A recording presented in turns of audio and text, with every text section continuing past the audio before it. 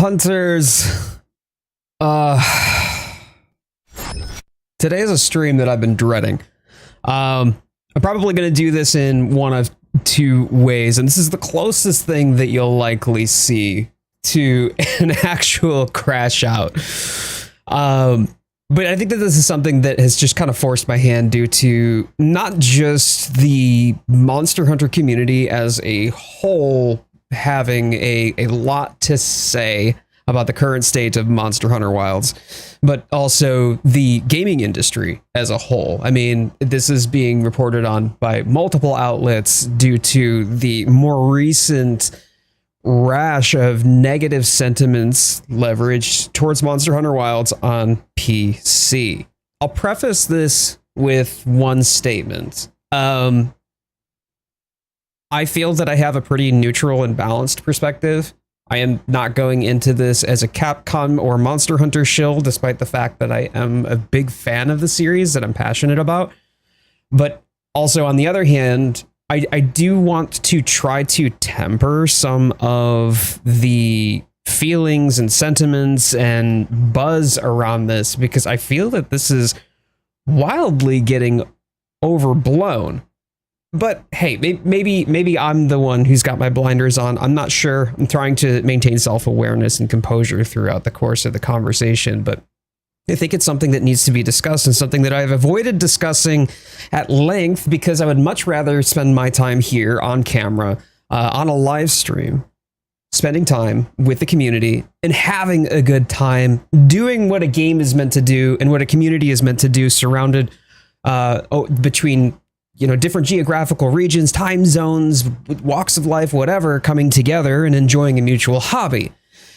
I don't feel that I have that privilege today, and it's just something that's been sat on my heart for a while. If you were to take a look at the infographic that I have here, taken from Dixerto on Twitter, you can see that from roughly 1 month or so after Monster Hunter came out, or Monster Hunter Wilds came out, there was definitely mixed. It was mixed for a while when it came down to reviews. You can see that there's quite a lot of negativity leveraged against the PC port of the game. I think that there's a lot of validity to that. And if we were to just take a look at Steam, we can see a rash of different feelings. I think Slinger Slasher here encapsulates a lot of them very, very succinctly, if perhaps a little bit overly reductive. The reality is that people feel that it's short. People feel that it's easy. Streamlined, too built for the mainstream audience, too expensive even. Potato chips, good to see you. Or it runs like trash, and there are issues with the game where it's just not running well, or it crashes. I think that for a lot of people, the sentiments like Poofies has, save your money, a game needs to cook for an additional 1 to 2 years. Or, get an expansion like Sunbreaker Iceborne before it's worthy of its current price. Although I think that that's a little bit ironic, given the fact that you're going to then have to pay for the DLC expansion on top of the price of the game. I don't know. I'm not getting it. But I think there's a lot to unpack here that we do need to talk about. First off and foremost, if you're coming from the perspective of, hey, Monster Hunter World, when I played Monster Hunter World, boy howdy do I remember, what a vibrant game it was. So many different challenges. I got, to a certain monster and it just beat the tar out of me. I really had to learn the ropes. I had to rebuild my entire setup to be able to play this game and to be able to advance within Monster Hunter World. And I think that that's fair. But I also think that for a lot of folks, we forget, especially on PC, for many of us, Monster Hunter World was our first. Monster Hunter World was the definitive first experience, and just like any sequel to a game, it's never going to be the same as the original. So reflecting back on it, and we think of the good old days in Monster Hunter World as we're like learning the ropes for the first time. We now have a new game that's come out, and I want to feel that same thing all over again. And I don't think that that's going to be there when we're playing a game that is thematically very similar to something that we have originally experienced. We're already comparing through that lens, the lens of our own experiences. We're expecting to feel the same way. And I think Toby Fox mentioned this quite well when reflecting on Undertale. He said, I don't think that I can make a game that's going to make you feel the same way Undertale made you feel. But I can make something good, and I can make something different. And that's exactly how he prefaced the way that he was walking into his philosophy, his development philosophy for Deltarune. So when we talk about games, when we're talking the lack of content in Monster Hunter Wilds, it's true. It's factually accurate. There's less content in Monster Hunter Wilds than there is in Monster Hunter World. That is just a fact. And the reason for that is that there is a DLC expansion that was created for Monster Hunter World. There are multiple title updates, even if you don't have the DLC expansion. So if you have base Monster Hunter World, no Iceborne, it's going to have more content than Monster Hunter Wilds will. That's a fact. Now, is it fair? Is it fair to make that comparison? Absolutely not.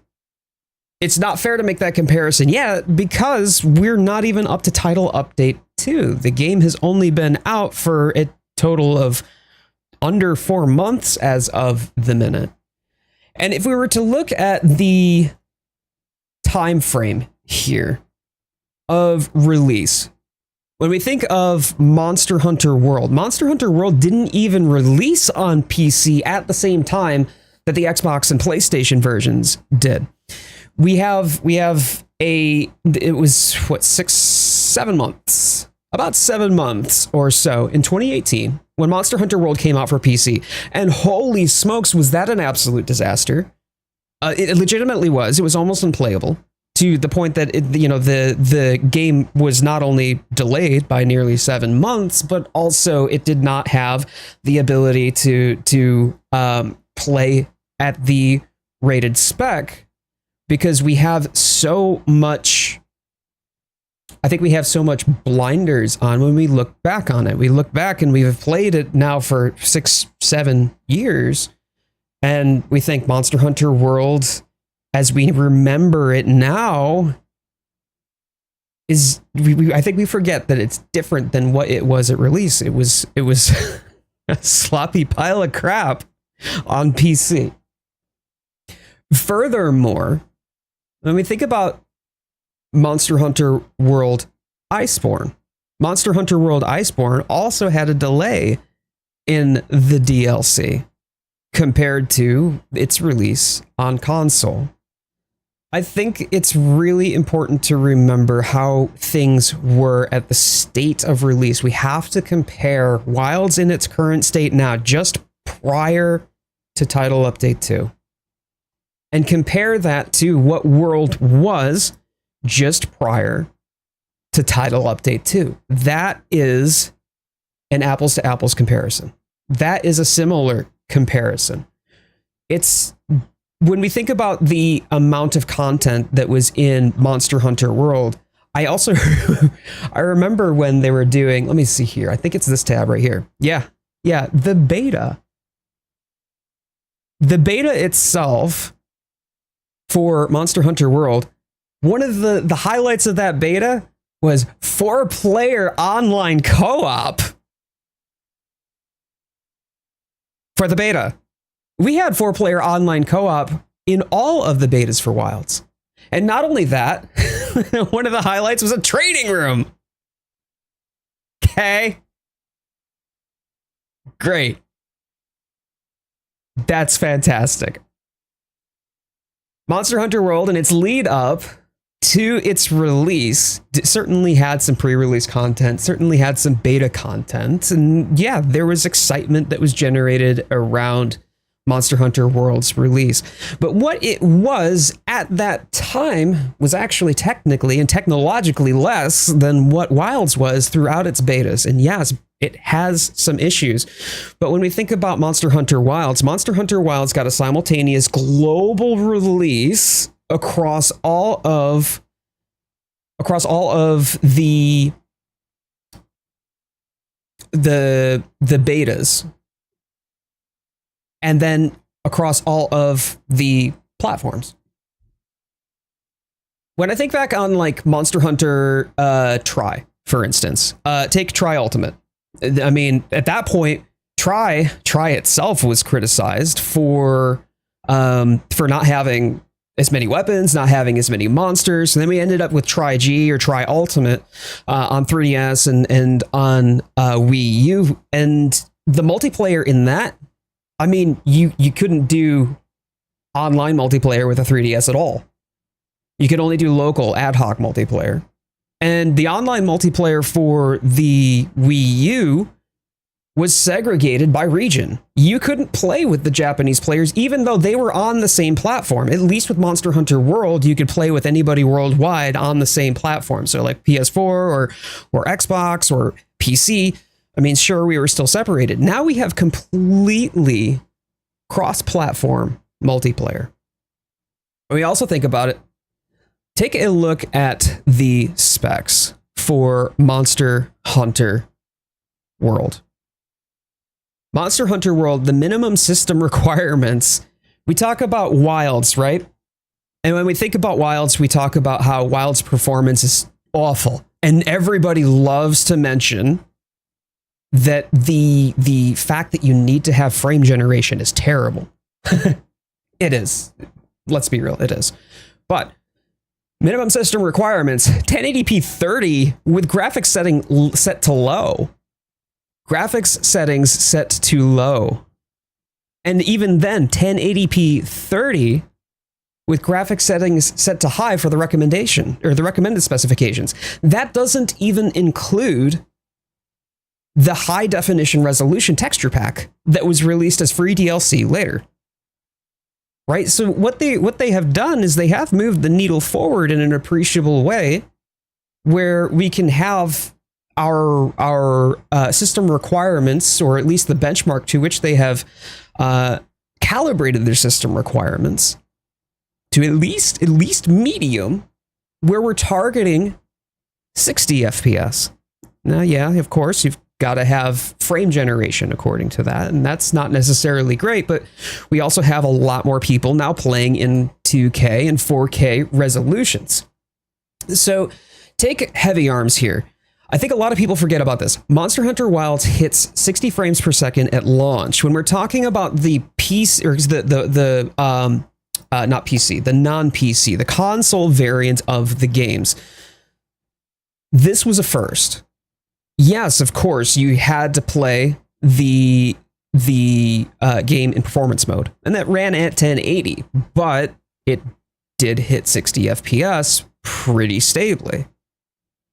This is a first for Monster Hunter. I think Heavy Wings is right to mention that.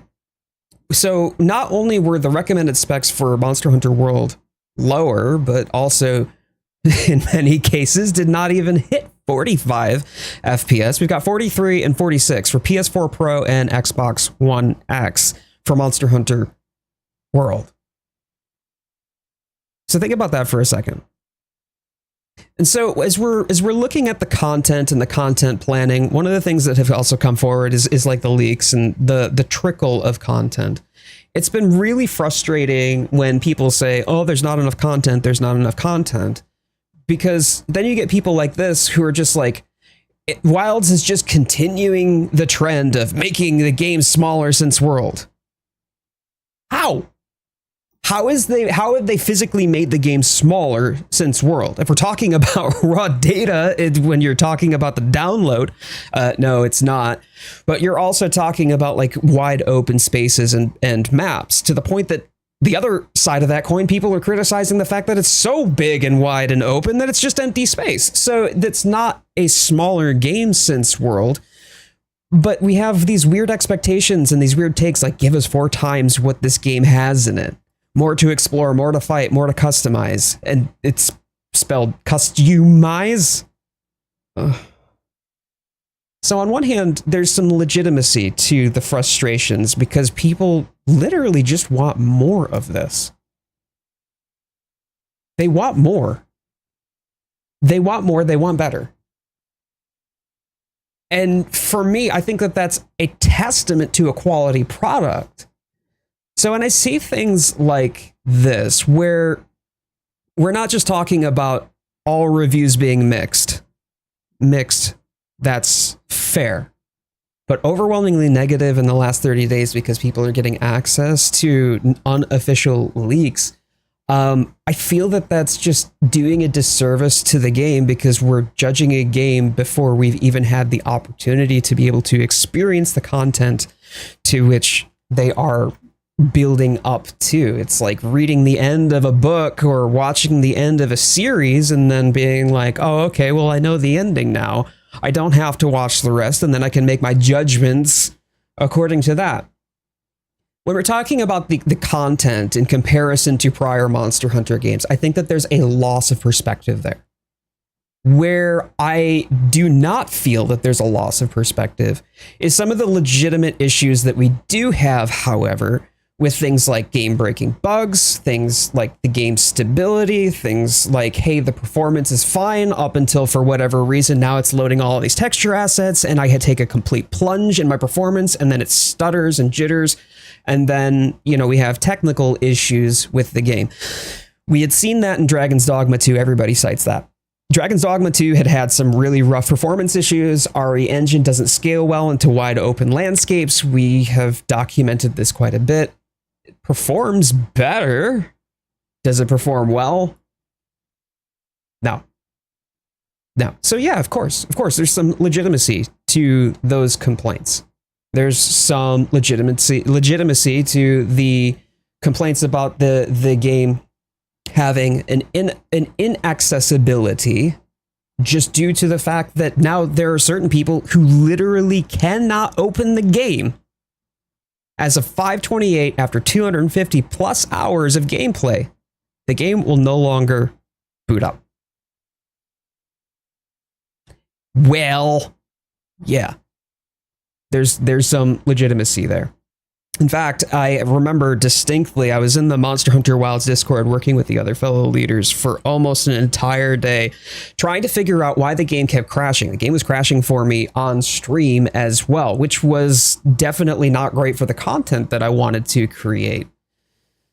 And regrettably speaking, the only thing that I could do was roll back to the NVIDIA driver from about the same time that the game released. And it's been stable ever since. So something busted, something broke. But they are continuing to at least steadily improve performance when and where they can. And the development cost for that post-release is pretty steep. They dedicated, I want to say it was like 6 to 9 months they dedicated to performance optimization and getting better performance and refining the data, the tech behind the game, which the game sits on, the code, where they would then be able to have a reasonable performance. And a lot of people have noted, you in chat right here, have noted improved performance. But if we're talking about improved performance versus expected performance, that's where it becomes subjective again.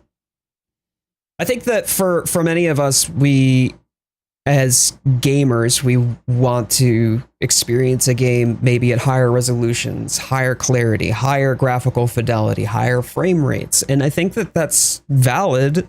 I think that for us, I mean, I don't really enjoy the sluggishness of input latency when a game is below 30 FPS. I'm sorry, I'm playing a video game that requires command and response, as in I put an input on my controller and then I can visually see the outcome of that on my screen. If there's latency there, it's tangible. It really degrades the experience. So relying on things such as frame generation, which introduces even more latency at low frame rates, is really not an option for us.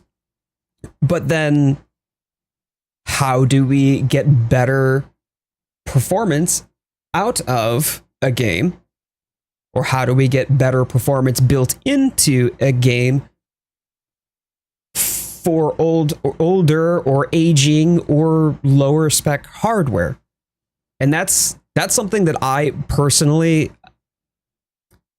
I don't have an answer to, because I'm not a developer, I'm not a designer, I'm not obviously the one who created the RE engine, I'm not the one that's promoting it.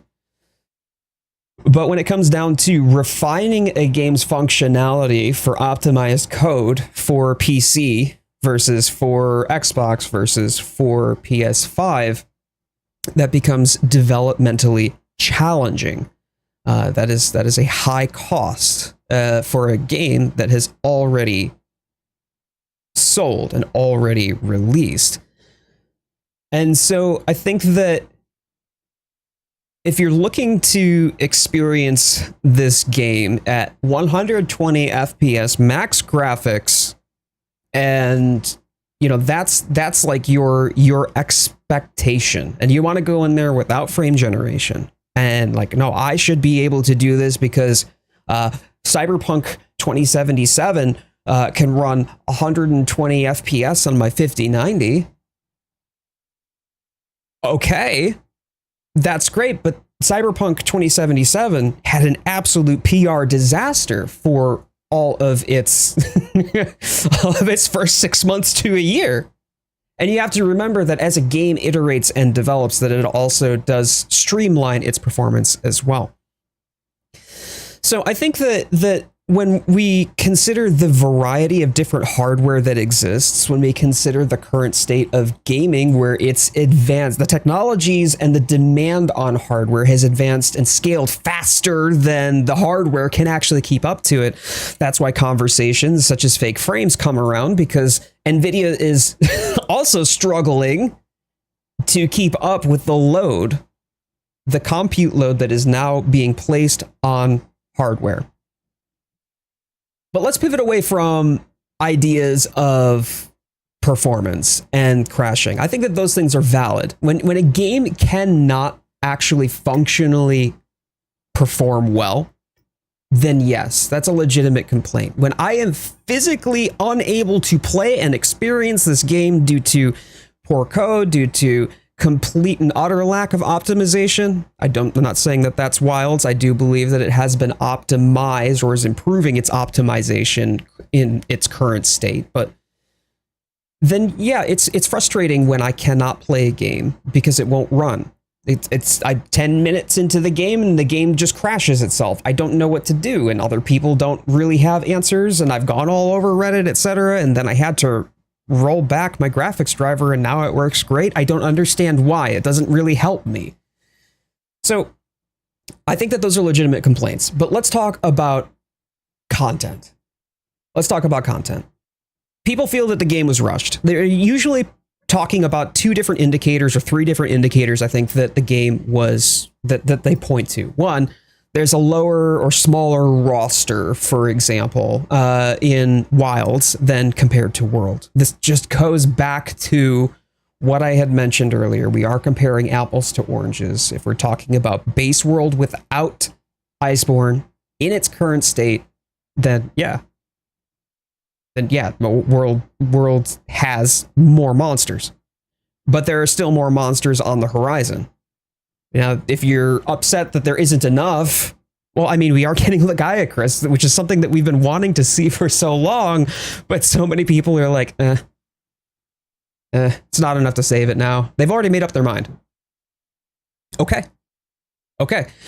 But once we see a few of these title updates roll out, and once we see the state of Wilds, right as we're getting to the cusp of the G rank expansion, I think that there will be a different story to tell. And I just hope that hunters and news outlets and gamers and the industry as a whole will allow that perspective to help shift the narrative from not just negativity, but hostility right now. And that's where I have that sort of problem. I mean, if you could think about the difficulty level and how people are talking about this game is just not as challenging now. You know, I remember I was completely steamrolled by Anjanath. That was my wall. It's like the 7th monster in the game, and holy smokes.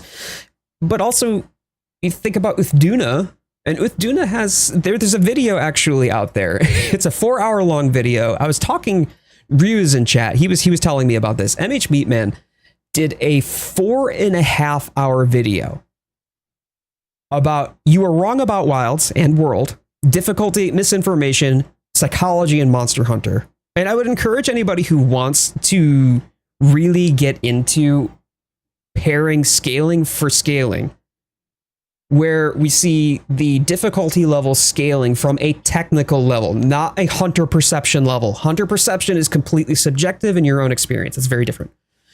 But we're talking about here what it looks like when we're talking about comparative stats, or roughly how far into the game, how many hours, or what number monster it is in the roster that you would experience due to the story progression. And the 7th monster is Uthduna. Uthduna was not particularly difficult, and I did not find it a wall. But then again, I also didn't find Anjanath a wall. But if we're comparing them, they scale in difficulty very similarly from a completely objective technical standpoint. As far as stats, HP, the amount of damage that it deals, it scales very similarly. And if it scales very similarly, then something else must have changed such that we perceive Uthduna as significantly easier.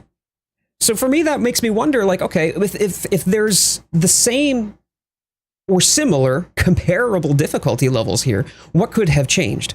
And when I was talking earlier, for PC players, the vast majority of us, in fact, 5th Fleet outnumbers the 1st, 2nd, 3rd, and 4th generation hunters. 5th generation hunters drastically outnumber all 4 of the first through 4th generation hunters combined. And so that means the vast majority of them, this is their formative Monster Hunter experience. Meaning that you were learning to be a hunter for the very first time in Monster Hunter World. Of course, Anjanath is going to be your wall. That sucker hit hard. But for anybody who was a veteran hunter, they might have found it challenging for certain to fight Anjanath, but typically speaking, I don't feel that that was the narrative coming from hunters who had played other games prior. And so if we get to Uthduna, and for these hunters who had come in where Monster Hunter World was their first game, well, yeah, Uthduna is not going to be as much of a wall in the same way that Anjanath was. There's a few reasons for that. One, as hunters, we've grown. We've grown a lot. You've heard about it before. We are remembering a particular challenge and a particular experience from something in the past, and then using that to color our expectations of something in the here and now when we ourselves have grown and changed. I think that when you also consider the fact that we have a completely new mechanic involved, the focus mode was different. It's a different way of the Monster Hunter combat formula coming to life. It really does. It puts a different emphasis on the combat. You can like or dislike that. That's, again, something that I think is valuable, you know, as part of this discussion. Hey, maybe you're really not a fan of the focus mode. And you know what? That's valid. I can see some arguments against it just because of how much power it gives the hunter. But even if we were to take focus mode out of that, I still find that the difficulty for Uthduna just isn't necessarily there because I've gone through multiple Monster Hunter games. Still disagreeing with the Anjanath thing. I'll even Toby kicked my ass. Went back to test in a proper base world. Rurikon showing up in chat. Hello. Good to see you.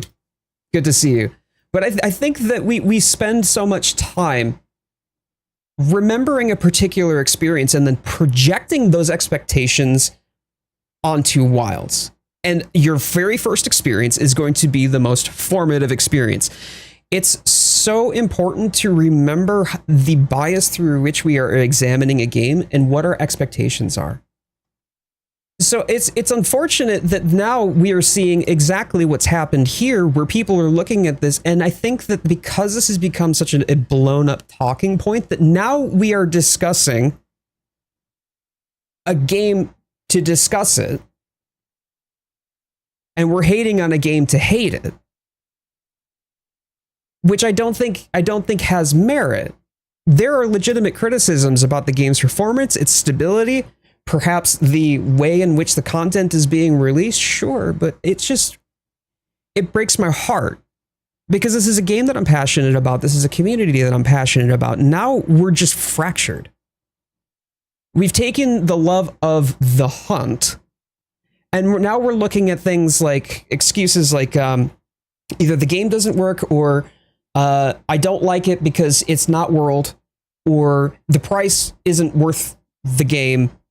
I mean, did you think about what the price was for a $50 game back in the 90s? We think about the $50 to $60 price point, right?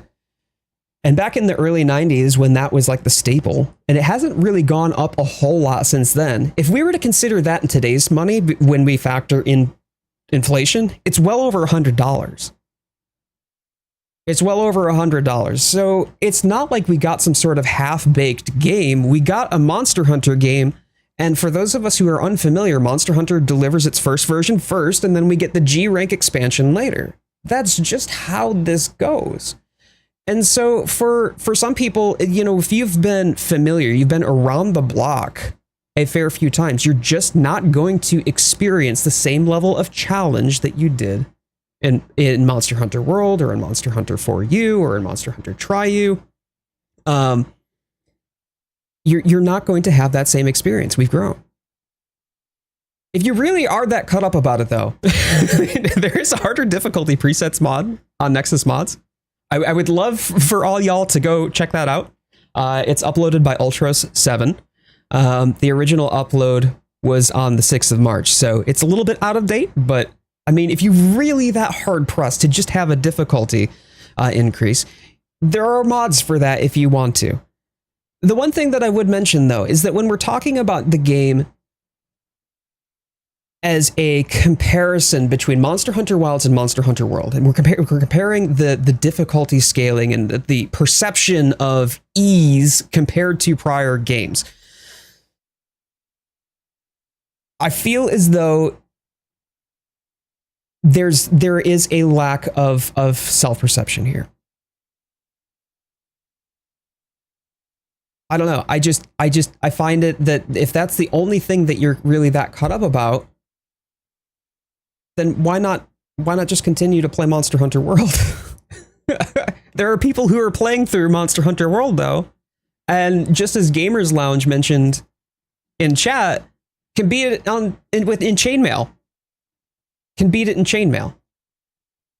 Okay, so it's not that it's objectively less difficult. It's just that we have different means and more accessibility available, or more options available to us. Rory says, not excusing the performance, it 100% has issues. Yes. But a lot of those issues have been exacerbated by NVIDIA garbage tier drivers. Rory, it's funny that you mentioned that, because I did call attention to that. I literally had to roll back my drivers to the driver that released at the time of the game launch. It's the only way I was able to get the game to go stable, which is unfortunate. And that certainly hasn't helped, but then why are we blaming Capcom for that? Why are we blaming Monster Hunter for that? And I think, yeah, people want this game to be a Souls game. This is not a Souls game. Welcome to the average AMD experience. No. Yeah, I had a buddy of mine who had an AMD graphics card, and that was exactly his experience. That was exactly his experience. And I ended up selling him real cheap one of my my spare graphics cards. People complain about content and then turn around and hack in quests with dozens of Ardian parts and save abuse rolling weapons or Oxite or farming. Oh yeah. The same people who are like, I've got nothing to do. There's no content, but I also speed run my way through and used any sort of abuse that I could or hack or mod to be able to do the menial stuff because I didn't like that. 7900 XTX has not failed me on Wilds yet. Fantastic. Good. If it's stable, considering after what happened with your PC and the PC issues you're having, man. Ugh. I'm glad it's at least going well for you. You deserve that much. But if we're talking about like our expectations, then what is a realistic expectation? What realistic expectations should we have? Glazing this game too much, new to the IP, but you're so wrong about difficulty. Wild was brain dead compared to my first attempt playing World and afterwards. October Saint, I respect that. I do. And I hear you on that. And hey, if you feel that I'm glazing that, I'm not offended. I'm not here to be a shill for Capcom because there are legitimate issues. But there's also the fact that there are plenty of people who don't have enough self-awareness to make a fair comparison. And that's my driving point here. But I think that it's, for me, like, it's not a game that I've had any issues with, like, as far as difficulty. I mean, if I get if I get a little bit excited and a little bit overconfident, then yeah, I get myself punished because I deserve to.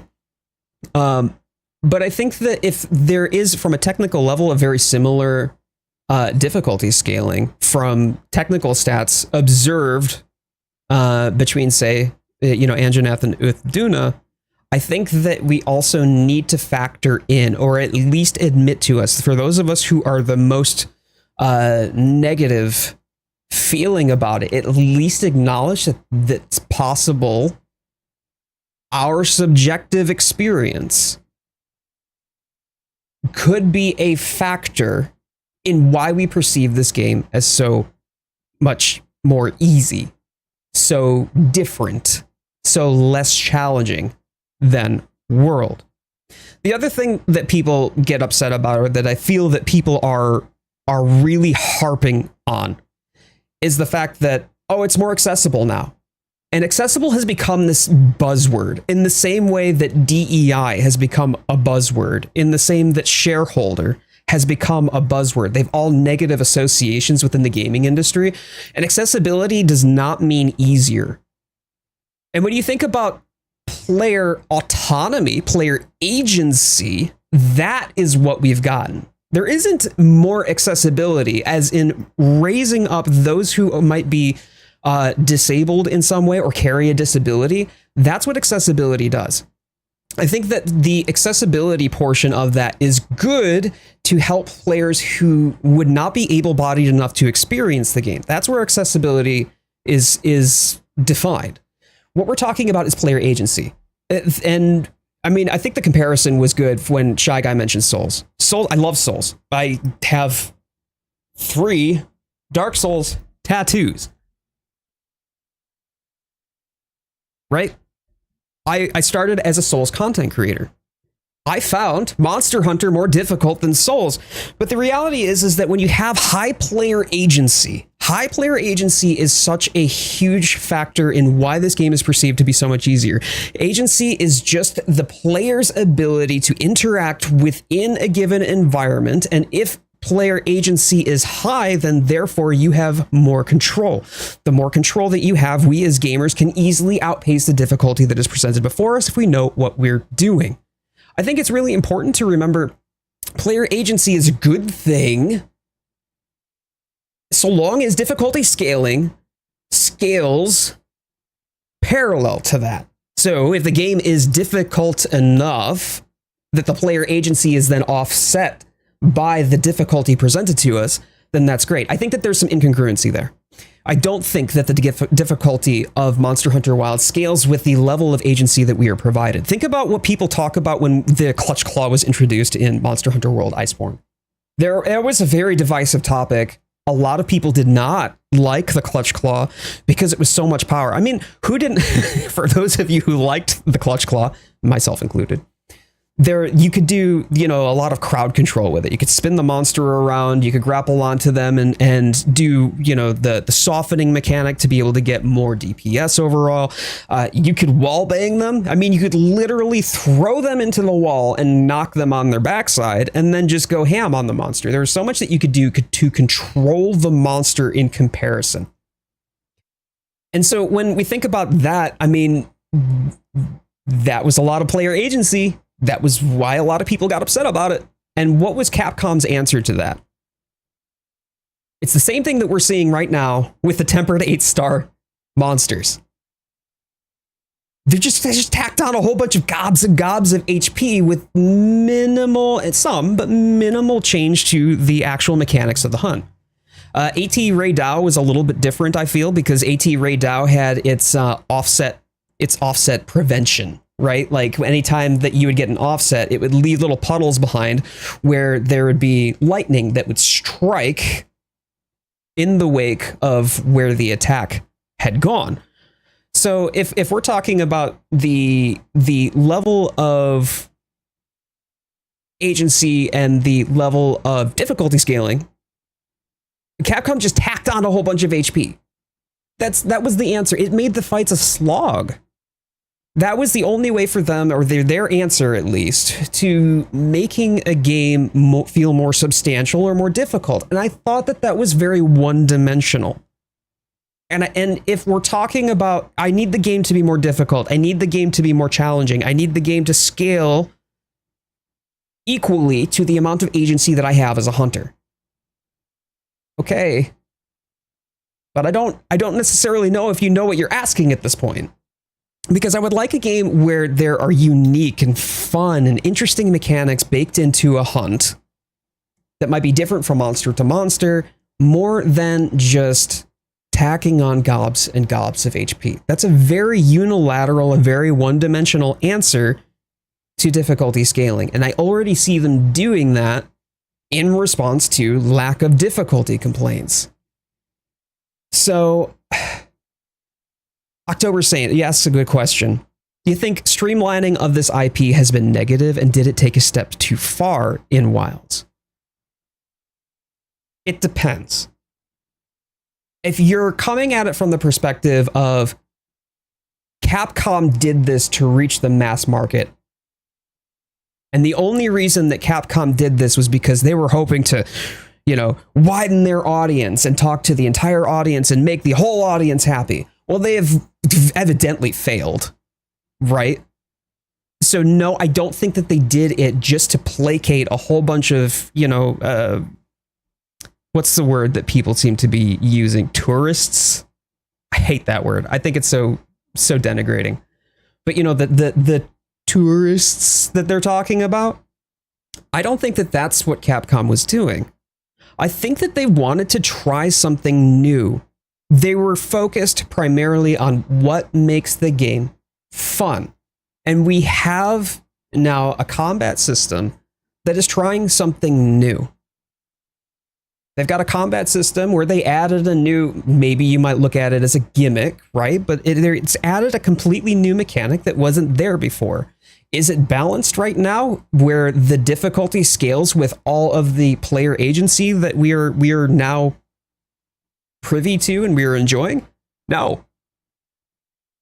No, it's not. But I don't think that is attributed to them just trying to placate to the base gamer, you know, to the casual gamer, those filthy casuals. It's nothing intended like that. What they're trying to do is they're trying to innovate. And as they continue to innovate, there will be some missteps. There will be some things that aren't well balanced. There are things that they are trying to incorporate. And then when they create a new mechanic like that, everything shifts and centers around, okay, now how has this impacted the core gameplay experience? And what do we need to do to adjust and to balance it properly? They are continuing to balance, and they are continuing to find areas of opportunity as they iterate. And as they continue to iterate upon this IP, I think that we are going to absolutely see improvements on that scaling. So has it taken a step too far in Wilds? Perhaps. but not because they have any intention of just dumbing this down and ruining the entirety of like the core gameplay experience so badly because they want to placate to the modern audience, but instead because they wanted to do something that was neat, innovative, fun, and felt good in the combat. And I really do. I feel like the combat feels good, but it also needs, they need to think about how they're going to have challenges that are going to push the hunter.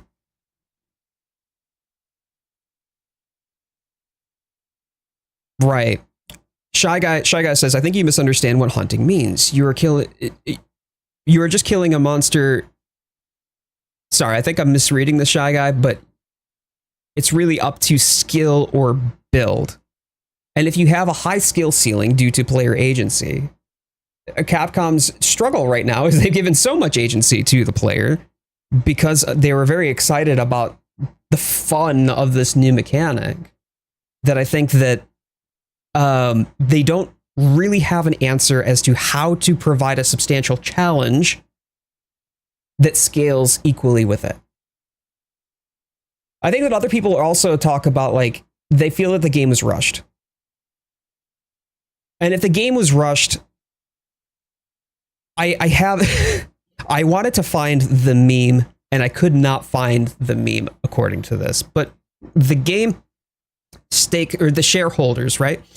Capcom pushed out this half-baked pile of slop because something or other stakeholders. Fair.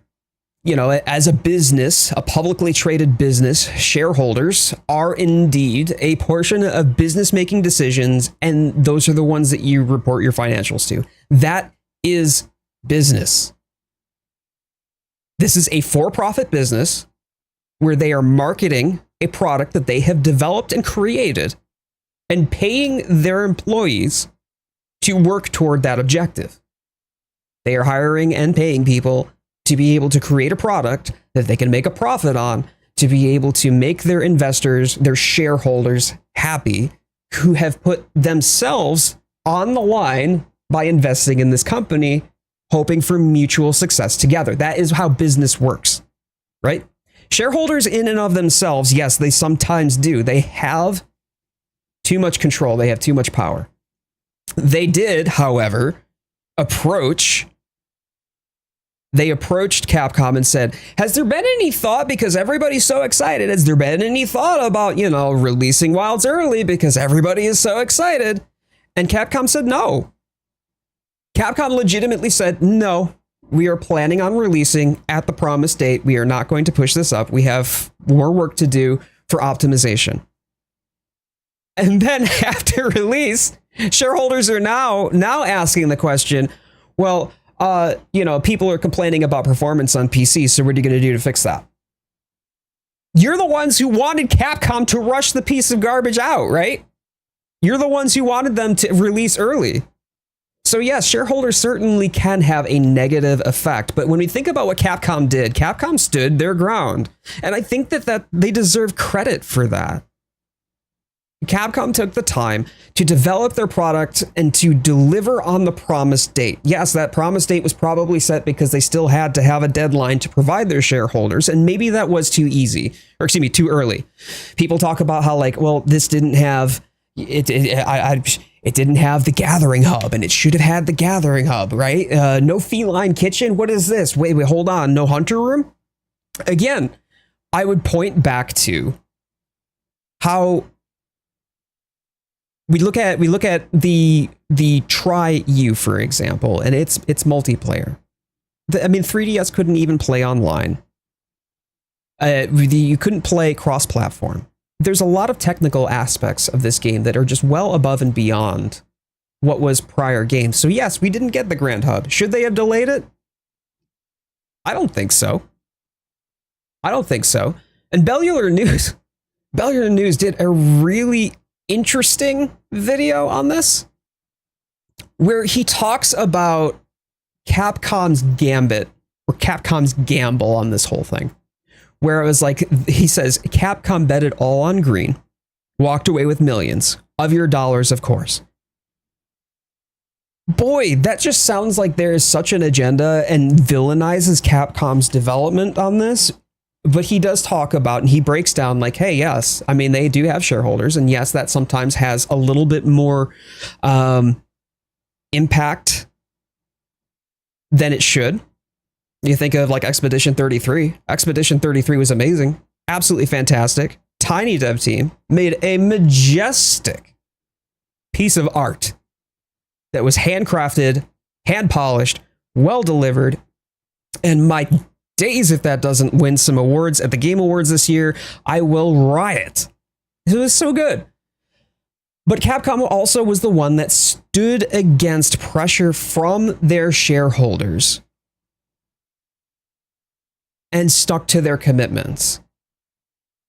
I don't think that this was them having some sort of nasty agenda where they're trying to milk you of your money like a bait and switch. But when it comes down to things like the Grand Hub, the Feline Kitchen, maybe we don't have a hunter's room yet that we can decorate for sure, but we can decorate our tents. That's kind of cool, the pop-up tents. And I think that that's something that they're doing kind of as a stand-in if they don't decide to actually implement that later. But I also feel that they did deliver the Grand Hub and the Feline Kitchen, at least in its iteration in the Grand Hub, quite early. That was title update 1. They did follow through, and they delivered it quite quickly. So where does that leave us today? I mean, we have all of these negative sentiments that are boiling over, all of these different aspects of criticism leveraged against the game, and we're all attributing it just to Capcom, villainizing them as if they have, some sort of intention behind it. And the whole conversation then degrades where people are like, hey, look, the game's a steaming pile of trash. Capcom's a steaming pile of trash. Shareholders are a steaming pile of trash. We're just trying to make the game better. I saw this, it was like, PC optimization issues aside, the expectations for Monster Hunter Wilds ended up being so high from the community that there was no way that Capcom could ever have met them. It was a zero-sum effort at this point, and it was sabotaged right out the get-go. I think a little bit of compassion for Yozo and team, for the passion that they have invested in this, is important. But then we have other people who are like, hey, the more that I read people's thoughts about this, the more I realize that it's justified. To a point, yeah. Yeah, there's some issues that still need to be ironed out that I think will continue to be ironed out and improved upon over the course of the next year, the next 2 years. This isn't a wave of hate, it's a cry for help. Where do we draw the line between well-intentioned cries for help versus completely review bombing a game full of passion and talent and well-deserved accolades to this degree? I know that we have some bruised sentiments about shareholder interests, accessibility now coming out as some sort of negatively associated buzzword when it's being misattributed as player agency and the difficulty scaling with player agency. And then we also just hate the fact that, the game isn't how I remember experiencing a game in the past. And that's where I find myself troubled. If we feel that we want Capcom to get a message loud and clear that, look, we are passionate about this game. We believe that this game should and could be better. And we have problems enjoying and experiencing this game because of its current state.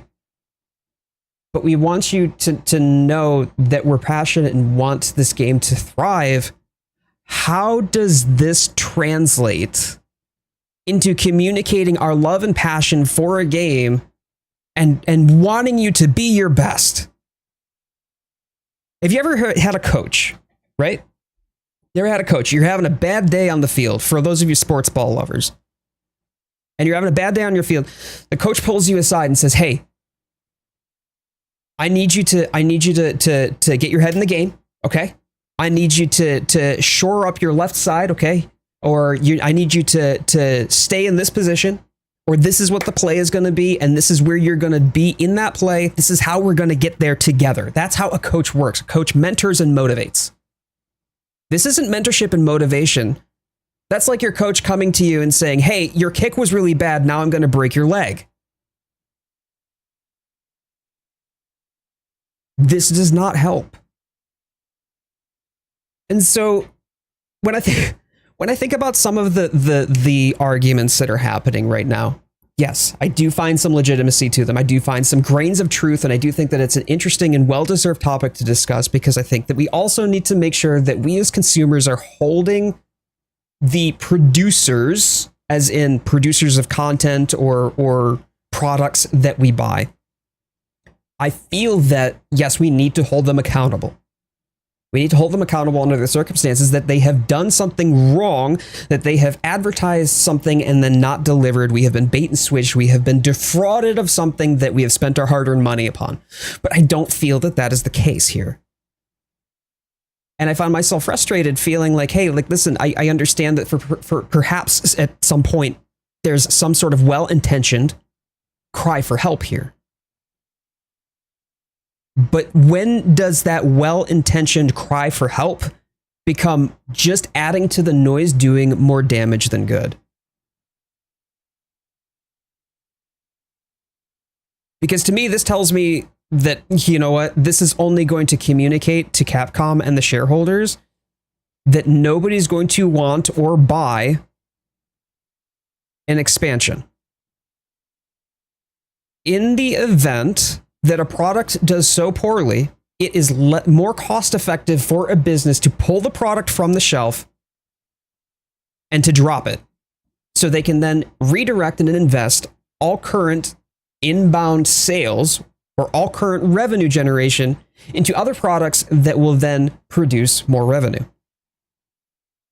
So I have genuine concerns that this is what's going to happen if the continued outcry remains overwhelmingly negative, people continuing to feed into the negativity cycle. I don't think that this is going to produce what we're hoping that it produces. And I would hate to see that happen, because I do believe that there are plenty of well-intentioned individuals out there who are giving their time to write a review, and very many of them constructive reviews. But now that we're filling in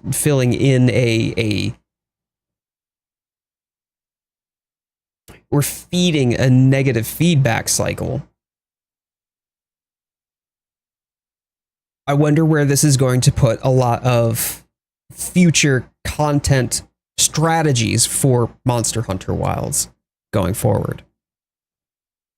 Y'all, a lot of gamers are worried about FPS numbers. When I started PC gaming, I was worried about IRQ conflicts. And if you don't know what that is, God's help you.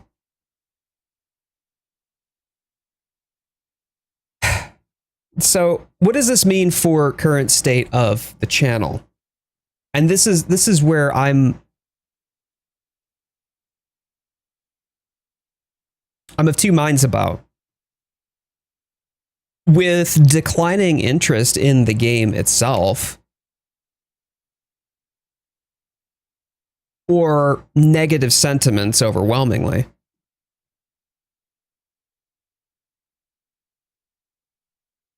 it becomes difficult to sustain or engage a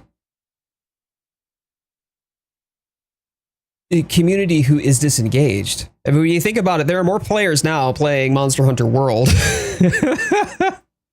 than Wilds, and there's just been a mass exodus. And October's saying, I think that that's a good point that you say, hey, look, if people have problem with running a game, it's a negative. They post a negative review. I think that there's value in that feedback for sure. But I wonder, it's more of me postulating to myself as to where exactly the state of the industry, or where exactly the reviews are providing the intended result. If it is as Frost Dragonheart here has mentioned, where it's a cry for help, I don't know that it is. Because if it is, it's not going to produce the result that we want. So for me, this has made me consider, hey, like with declining interest with Monster Hunter Wilds, do I continue to produce Monster Hunter Wilds content? Like, is that the platform to which that I want to build my channel? And I've been of a couple minds about it because I'm still very passionate about it. I still want to produce meaningful content, but I find it harder and harder when the majority of the driving conversation is literally the things that I've been discussing for the past hour. Like, that's what people are talking about. They're not talking about, hey, this new thing is coming out, or hey, did you know that Arch-Tempered Raydao is coming back? Or, oh man, Lagiacrus, have you heard about Lagiacrus before? Let me tell you about our Lord and Savior Lagiacrus, the King of the Seas, right? Like, that's not the content or the typical content of conversation. And that becomes difficult to create content on because people are only engaging or wanting to continue to rage about the current state of the game, or to, you know, share about leaks and whatnot and then complain again. And so if you're looking for somebody who is creating content, you're probably going to be looking for a game that you actually want to play or want to see, instead of one that you would rather hate on. You hate to see it happen to one of your favorite IPs or games. You have to be realistic. These people want to play the game. A complaint about not enough content is a complaint that they want to play. You know, it's interesting. It is kind of, in a weird way, a good thing, right, October? They want more content. People want to play the game. People are passionate to play the game. And people are upset that they can't play the game. Well, I mean, they can, but that there isn't more. And I mean, we will just have to wait for more content to be released because they're developing it, right? But I get it. It's kind of a good problem to have, that people are upset that they can't play the game because you want to be able to play more of the game.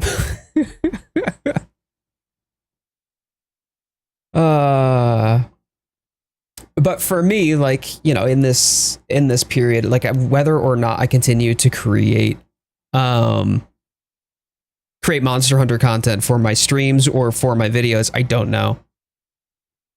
The fact that I'm even talking about this today is really challenging for me, and not really part of the discussion that I wanted to have. I prefaced it like at the beginning of the stream, like, this isn't exactly where I wanted to be or to have a conversation along these lines, because this is not.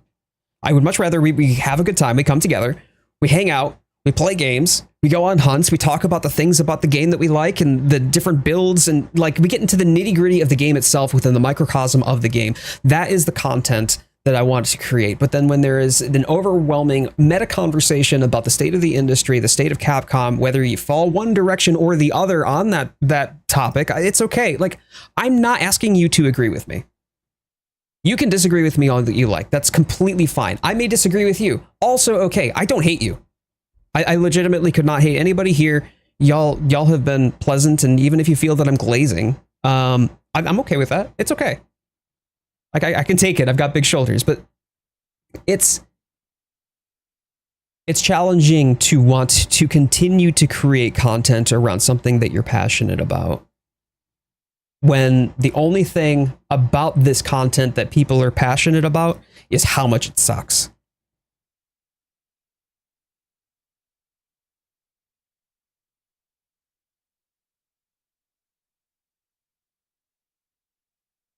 And I'm not suggesting title update 2 is going to save everything. It's not.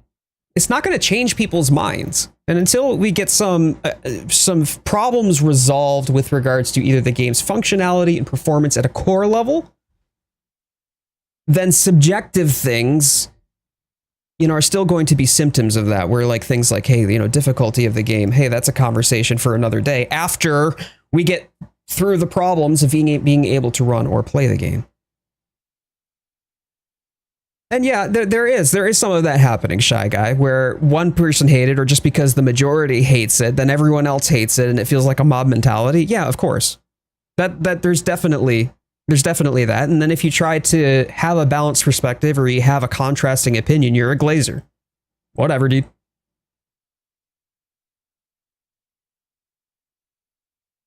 Performance problem is the most fair reason to be mad. 100%. 100%. But then again, I'm not also out here expecting to be able to get 240 FPS playing at 4K resolution on, a 4060.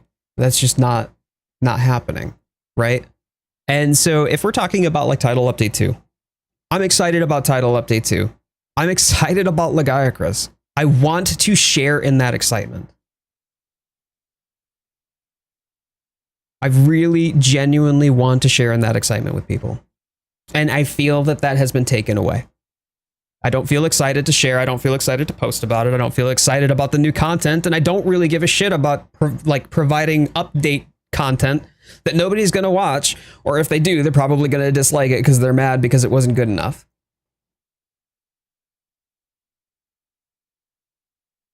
I appreciate that. Lawrence. And I've seen your messages, and I appreciate you wanting to support whatever I want to do. It means a lot to me. I haven't tried to ignore chat, but I think it's really important for me to make sure that I'm driving home my points.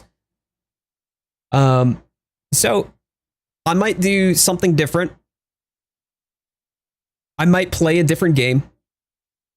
I might just continue to do Sunday streams, and that's it. Whether or not I continue to do like a daily short, I don't know, man. I don't know. Declining viewership because nobody really cares anymore really sucks. You know what I mean? The growth, presentation, and opportunity, or maybe I just did it wrong. Maybe I'm just a shit content creator. I'm not sure.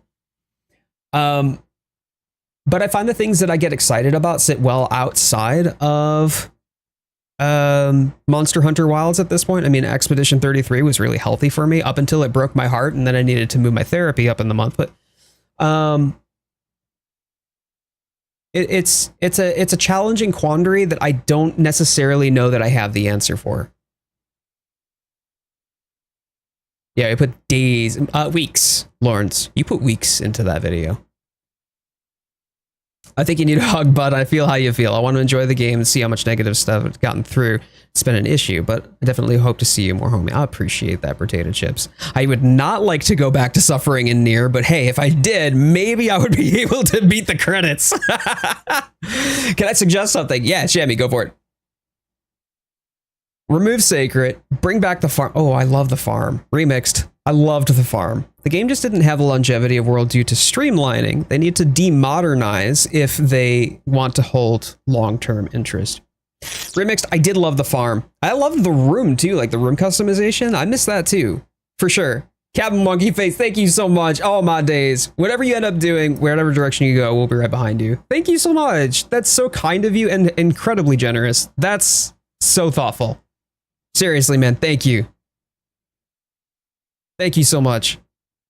I feel like you aren't a shit content creator, but you're one of the few that bought about a mutual delight in the game. I genuinely, I love Monster Hunter. I continue to love Monster Hunter. It's something that I enjoy, but it's kind of like, you ever been the anime kid at school, but back in the 90s before it was cool?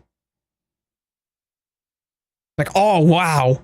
I want to be able to talk about this to people. And then the moment that people, like, you open your mouth about it, and then people are just like, ew. The only conversation people have is something negative. So it's just like, okay, well, I guess I'll just keep my shit to myself then. Games are not forever, sadly, but I played this game for about 500 hours. I can't expect a game to have that much content. It's impossible. I mean, to be fair, I don't have 500 hours into this one. I have 268, which is comparatively small when we think about like Monster Hunter World. Like, Jesus, I have 636. And that, even then, I know people who have thousands of hours into World alone, right? Like, this is definitely comparatively small.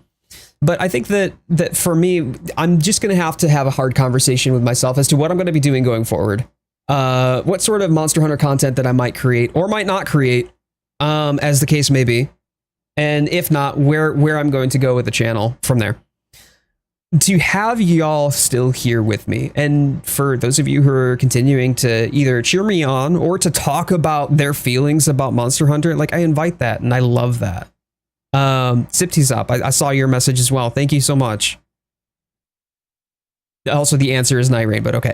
I do not have Night Rain, but I hear it's really good, along with Lies of P and Wukong as well. Only have 70 hours in Wilds right now. I'm well over HR 100 and completed every mixed set that I wanted. The progression of this game is just too fast. I think that it would have been nice to have had... See, what you've attributed to streamlining, I attribute to less side content.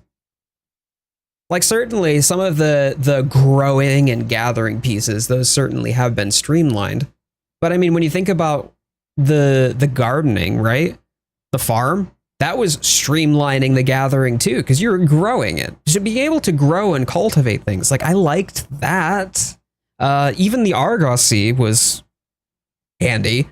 But you could also grow things as well outside of your hunts by talking to the same guy. He would, you know, you'd cultivate things. I was the gay kid in school in the 90s. I feel that pain. I'm sorry, Samwise. You'll always be a Swangolian and an important part of my childhood to me. Captain Monkey Face, you, your dad, and your brother, great people, and I'm grateful to know y'all. Y'all were my first friends on Twitch. Content creation is a challenge itself, but sometimes negativity can be a bit overwhelming, for sure.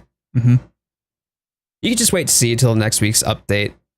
Might shift in public opinion, but I do think the update cycle is too slow to make YouTube content about it, right? Wilds needs more monsters. I'm looking forward to them having it. Yeah, 100%. So maybe it's one of those things where I wait it out and I do something in between. Could do my new game plus for Expedition 33.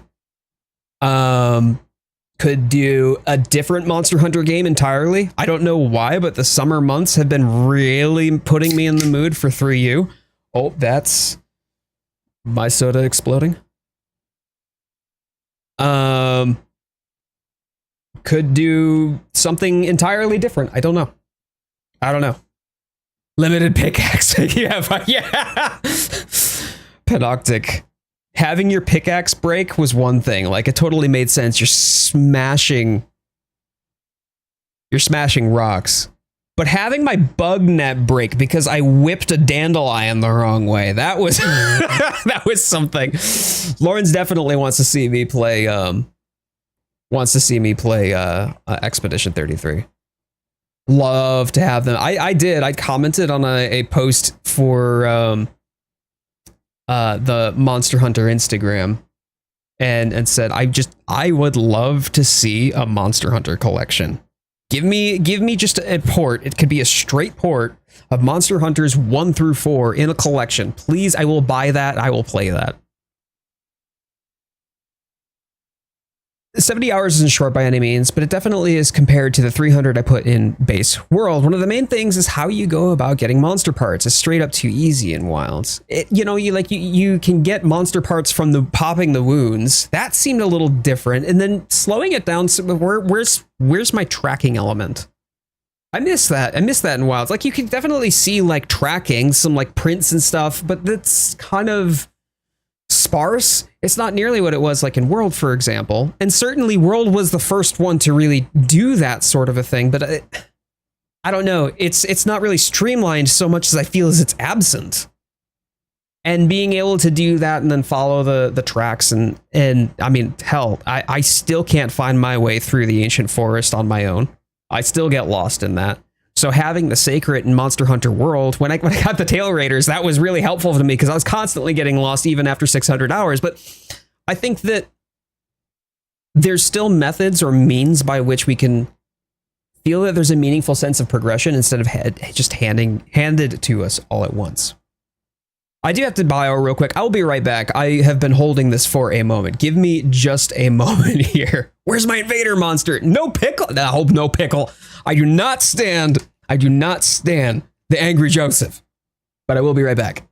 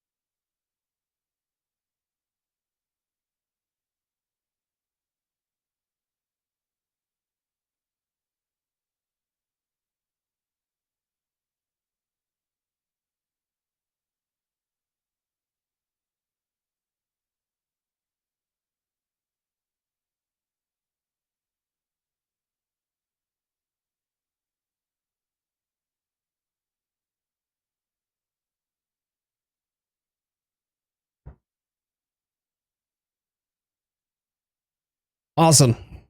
Thanks, y'all. Like, I didn't dislike, by the way, Basil. I wouldn't mind seeing Basil back. I kind of hope that I don't see Devil Joe back. There we go. Dark Souls 3 poster. Oh yeah. Oh yeah, for sure. For sure. So I think for right now, if I'm going to, I have not made my decision yet. Offsetting Basil's dive bomb. God, that would feel good though. That would. But I think that if we were to shift or pivot, either I would be doing something like a different Monster Hunter, and I'm really been hungry for 3U. I never played through 3U, by the way. I did not play through 3U. I played a bit of Tri, but my third generation game was Portable Third. Just that if I were to do that, it would be Monster Hunter, and it would be on brand. But it might take away from my ability to be able to, or maybe I should just do it only until new content drops. Or if I were to pivot to Expedition 33, that's a time investment. Like, that's quite a time investment. Because it would be a full playthrough, long play style. And then, you know, I could do Expedition 33 up until, you know, the next content drop on Wilds. Where I'm going to go with this, I don't know.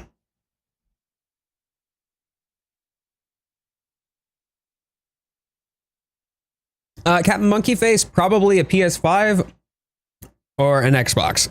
That would probably be your easiest way to do it. Power Clash. Basil Goose's dive bomb and save others from the explosion. That would be so neat if you could do that with a shield. Oh my days, that would be so good.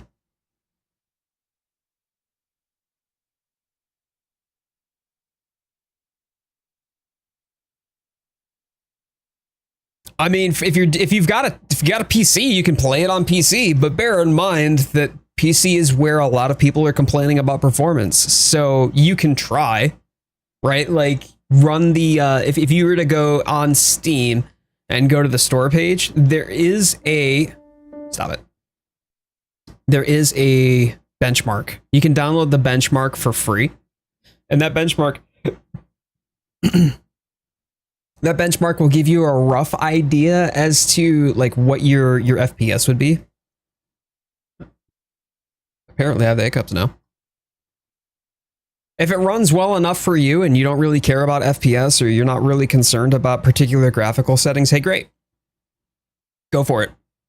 But I think that overwhelmingly, the majority of the concerns about performance and stability are strictly within the realm of the PC version. You don't see quite that level of hate on the PS5 or on the Xbox versions, primarily because they run more stably. The only complaints that you would see there tends to be the ones about lack of content, for instance, or subjective matters surrounding what content we have aspects or access to. And that's where the negative sentiments on that side of the fence tend to lie. Yo, are we posting reviews? Dowbeezy, no.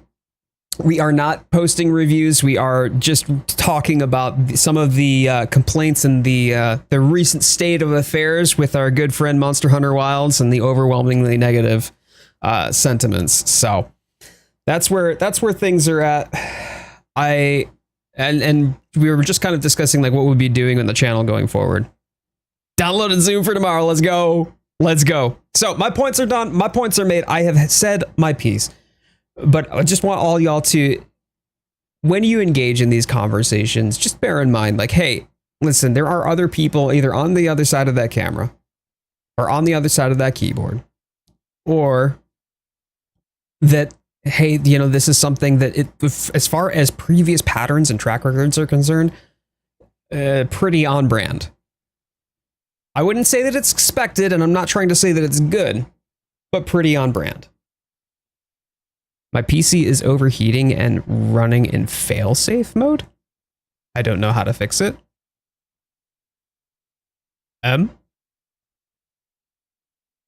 It's all, oh, it's all flashing red. Lawrence needs help. Give me a second, y'all.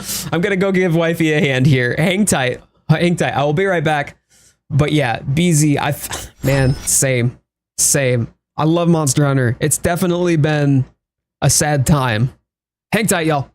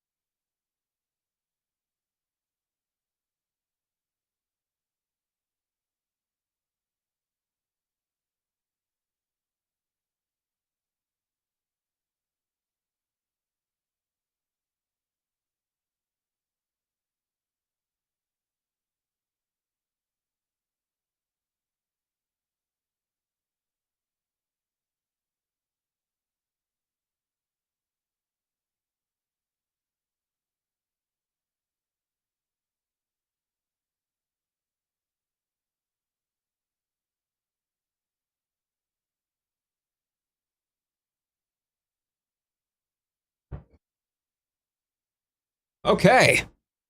Thank y'all so much for waiting. Apologies for the delay. Captain Monkeyface, not a problem, and great to see you. Dude, thank you again. So much for the $20 dono. That was fantastic. Cat Louise, thank you so much for being here. I'll be a little bit more responsive now to chat as well. As we get into the game.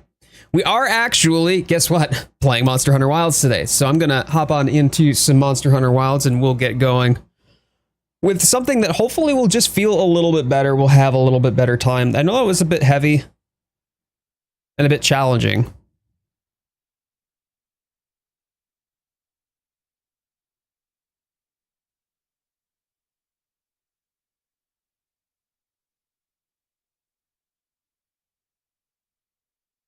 But I just hope that going forward, we can start to transition this narrative away from everything shit to, hey, okay, it's a flawed product. It's not perfect. Let's have some fun playing together and enjoy our mutual experience together. Hey, QB, good to see you, bud.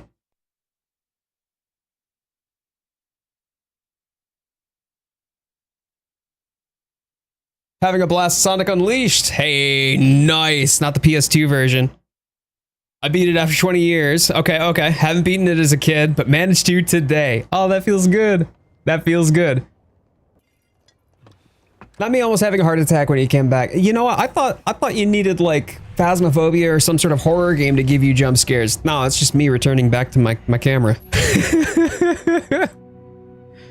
But Ryu, 100%, man. It's just exhausting being on the side of it. It's tiring. It's tiring. I also just realized I'm wearing the cat head. Well.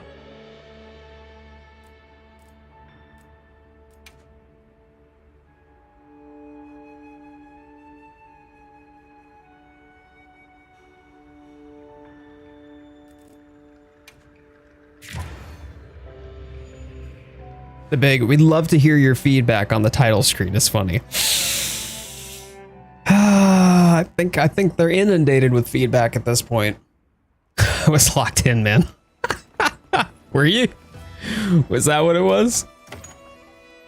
Oh dear. All right, June 18th. This is the one that I have not yet done. Kutku, the Forest Conqueror. And then where you least expect. Okay. But I need to first off and foremost.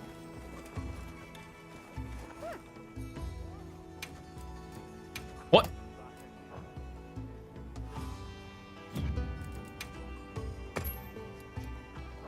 Okay, see you later. I heard from the others.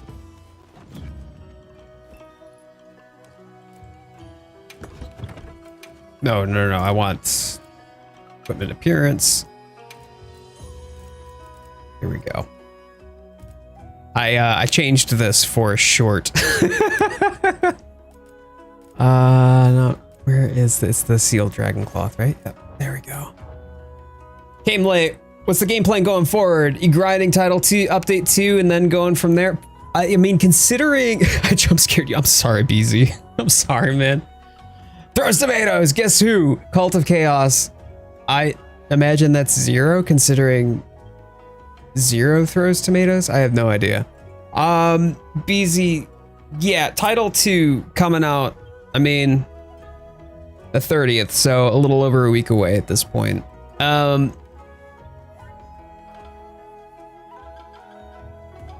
Probably gonna make my shift from there, I suppose, yeah. I need some time to think on it. It's hard. It's not easy to make a decision on it at this point. I don't want to let go of Wilds. It probably seems silly. Lux! But it does. This game means a lot to me. It means a lot to me.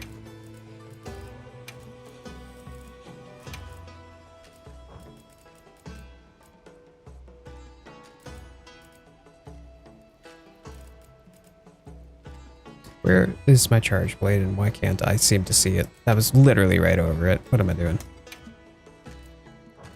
Wait a minute. No, no, no, no.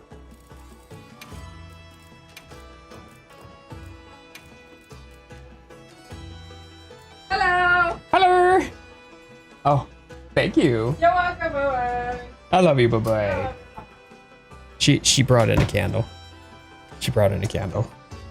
We went shopping yesterday. We went on just kind of like a hubby wifey shopping date, which was a lot of fun.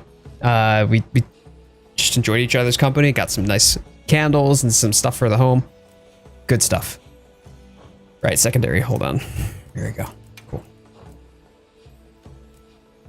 Didn't want to step away from it, but I had to keep my growth going. I'm sure I'll get better, but I can't wait around when we have so many good games coming out. See, that's where I'm at right now. Like, considering I work a full-time job. Do I want to put in the effort to sustain and maintain a growth trajectory? Have to make my pup some food. Wifey still sleeping. No worries, View. Awesome. I saw that short. Yeah, it was just this past week. Yeah.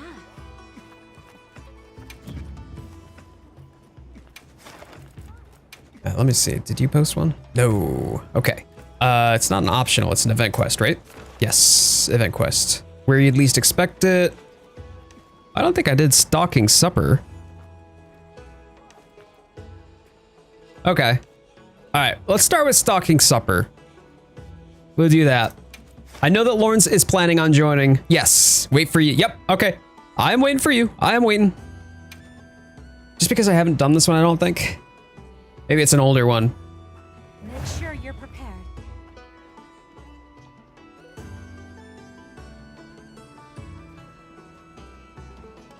The crossover that put the MCU to shame. Help me out here. Ryu, help me out. I'll be listening. Yeah. Okay. Yep. No worries. Well, you enjoy, Zero.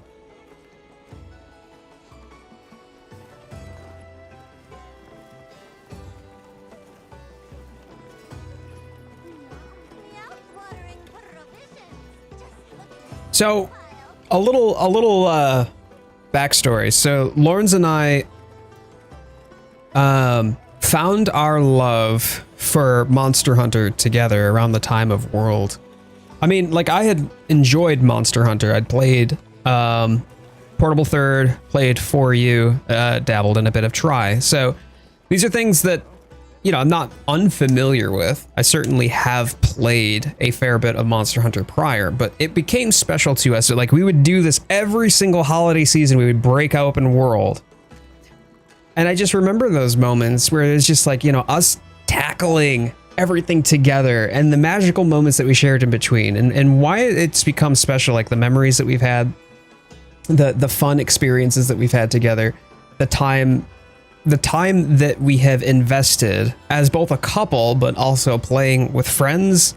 It was just very special and very unique. And I want to continue to have and sustain those memories and to build new ones and special ones together as, you know, we now have Monster Hunter Wilds. And I just hope that that's something that we can drive toward as a community.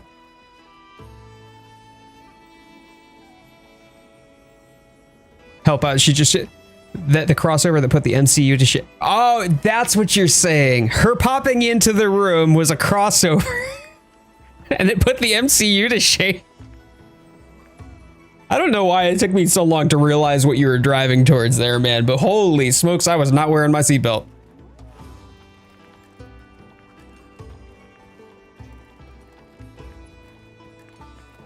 Oh, you have shaders. Larns. All right. We'll do one hunt and then we'll get Larns in. Actually thinking about it. Hold up before we go. I need to eat.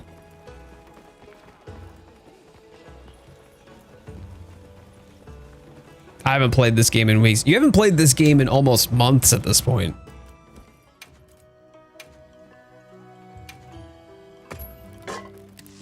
But y'all, with Lagiacrus coming out, like, let's go.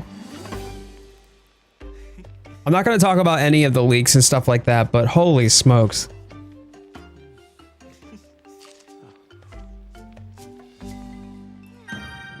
Is Emio in this game, or...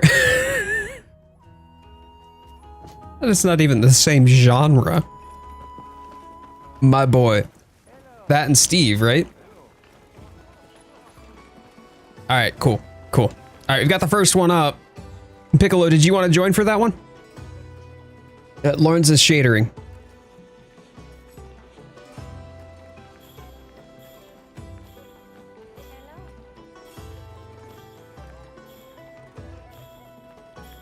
I see you still got your whiskey. Obviously I do. Of course I do. Still doing stuff. Okay, you got it. Let's go.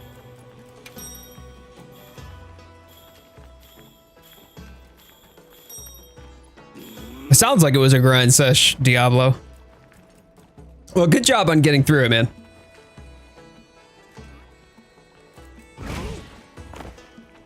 Did you have to Shin Shoryuken? It was just a regular Shoryuken, wasn't it?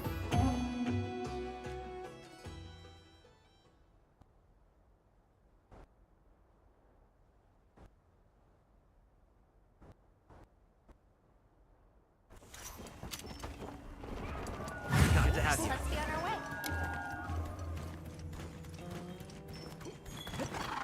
The guild sent us supply items.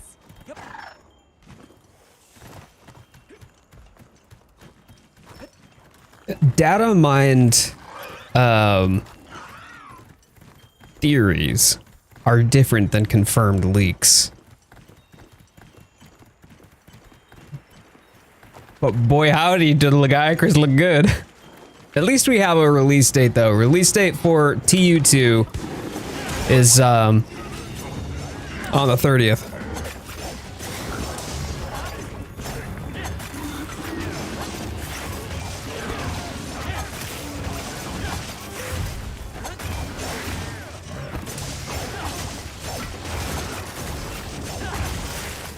Yeah, that isn't an excuse to like start leaking actually data mine leaked content though. You're just ruining the surprise for people. I know, I've seen a fair few of them go by too that have been posted. Did you all, speaking of, like there was a meme that I was trying to source today that I can't find any trace of, where it was a 2-panel image of this guy shooting a dude in a chair. And then the second panel is him looking back. And the top panel talks about how like the shareholders were trying to pressure Capcom into releasing the game early. And then the second panel was the shareholders, this guy's looking back at the camera then, and the shareholders asking, wait, what are you doing to fix the performance in the game? You got it, babe. No worries.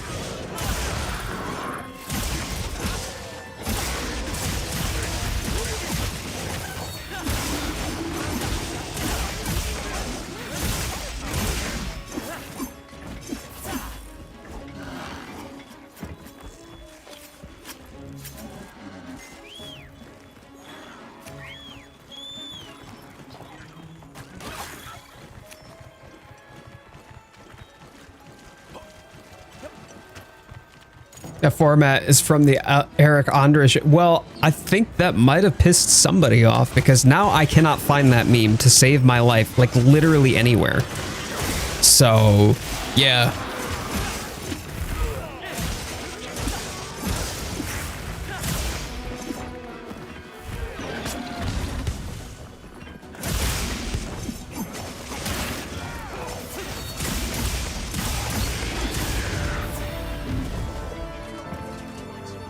Are you winning, son? I didn't even mean to pick up the slash berries, but alright. This thing's a trove of new data.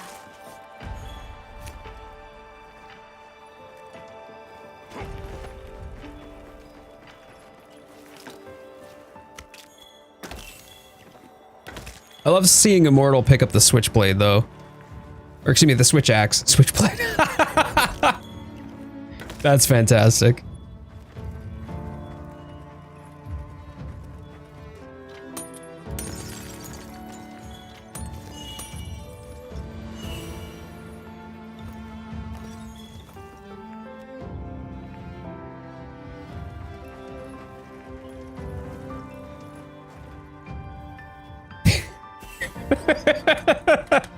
See, it's moments like this, like, wow, how is this game so bad? Come on. There's just so much fun and good giggles and laughs and funny moments to have, like, honestly. It just makes my heart happy. Picked it up. I know, right? It's like been a week?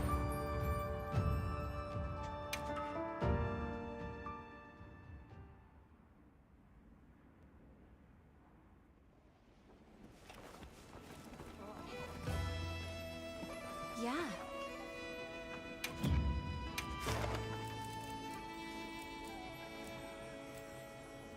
Alright. So where you'd least expect it, that's a new one. If you deal with it for them, they'll give you some ingredients in return. I'm assuming it's just the ingredients. Yeah. I mean, I don't mind doing the ingredients until we get to the real meat and potatoes of the event quests. I'm counting on you.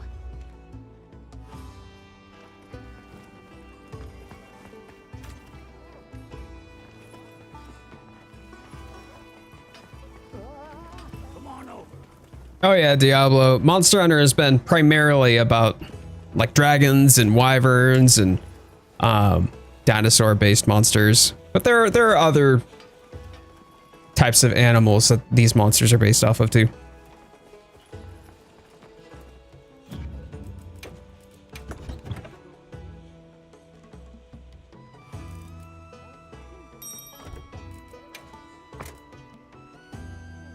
Don't kill dragons. Why not? That's all right. I can capture them.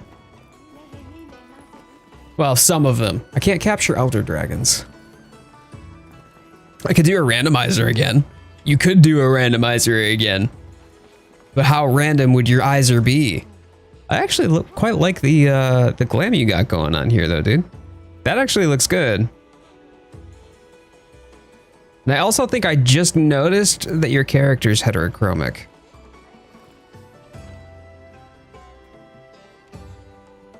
Yeah, look at that.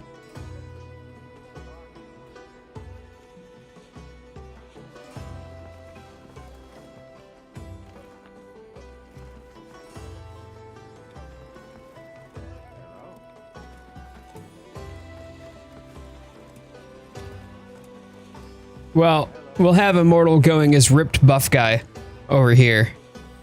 And getting himself into some more switch axe. Gaming _ dragon. I you know, the GD kind of gave it away there, my dude. Oh, sure. All right. Y'all want me to go? Let's go.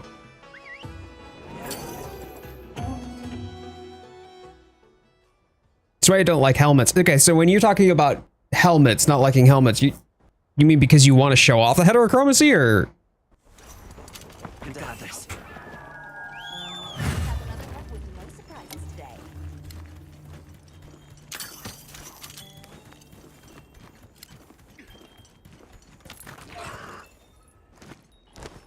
Skidoosh. I think I might have overshot. Chat, I think I might have overshot on that one. Wait, since when was Kongalala in the... Hey, Dan, how you doing, man? Good to see you. Cave and Dragon, doing all right, doing all right. We spent a good portion of the beginning of the stream talking about the current state of the game, current reception for the game, and as well as the state of the industry. Definitely not something that I really wanted to spend my time on when it came down to discussing this, but we'll see what we do going forward as to what sort of content that we create on the channel. You're melting. Tell me about it. Thankfully, I have a window aircon unit, but I had to put that in today because there was no way in hell I was going to make it. Dude, it's over 30 degrees here. And 2 secs. There we go.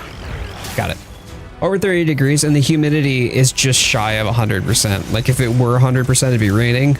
Yeah, it's like 90% humidity. It's rough, dude. Yeah, you got it, Samwise. Give aircon plus. Do you not have like the window units though? You can't get those over there?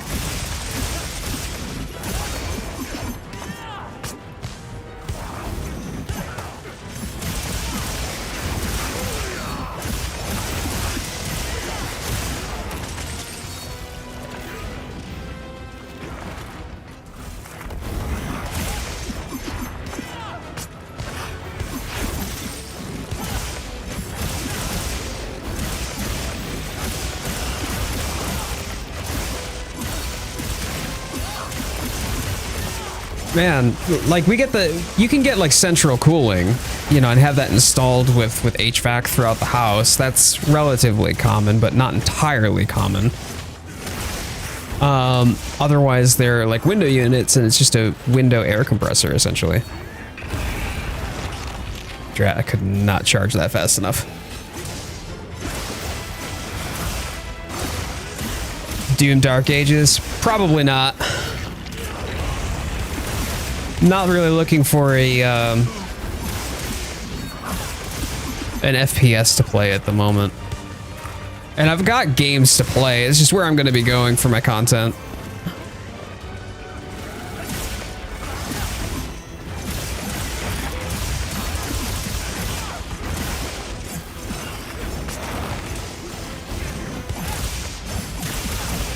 Mini splits, but they're quite pricey here. The mini splits are the ones that actually get mounted into the wall though, right? I have AC in my living room and a chain of floor fans to flow that AC into your room. That's about the only way you're gonna get any of it. Oh my god. I'm sorry, dude. Dude, who just slapped Shay Wu? Aircon, one of the few things that America has gotten right. At least we got... Is that a Hawk Tua? Was that a Hawk Tua reference, Piccolo? Yeah, box on the wall. Yep. Mm-hmm. Yeah, those are usually... Like, we'll have those in, like, small offices here. Because you can't move them.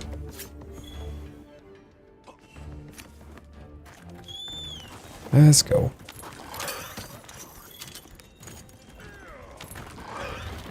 Excuse you? What are you doing? Ah. I got staticated. Oh, buddy. Good night. Good night.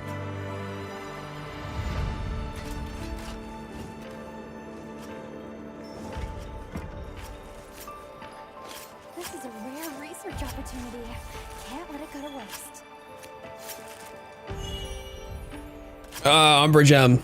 Nice.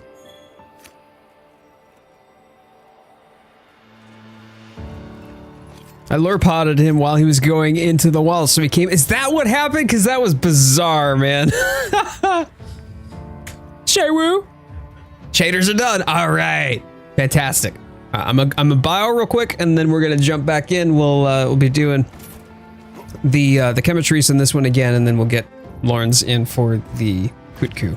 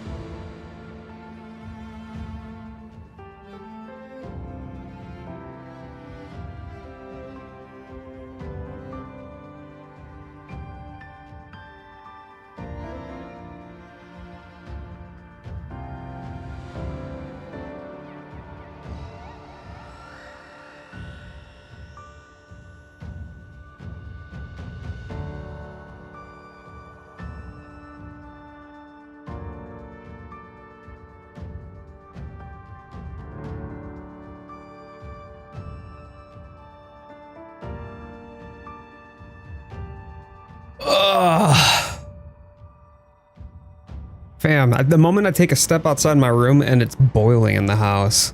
Holy smokes.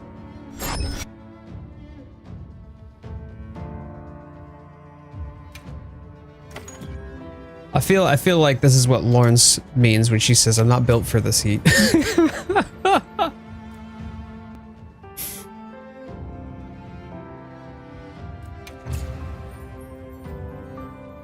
Oh, you did get an offset. Nicely done, Lux. Nicely done. I put the air on the bedroom. Yeah, and it's barely touching it. There's the like a vent up at the top of our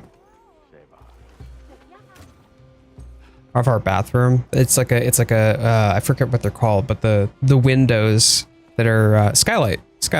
Baby! Ah, baby's here. Let's go. Hello, darling. Aww. I haven't seen Lawrence in game in so long. It's been so lonely.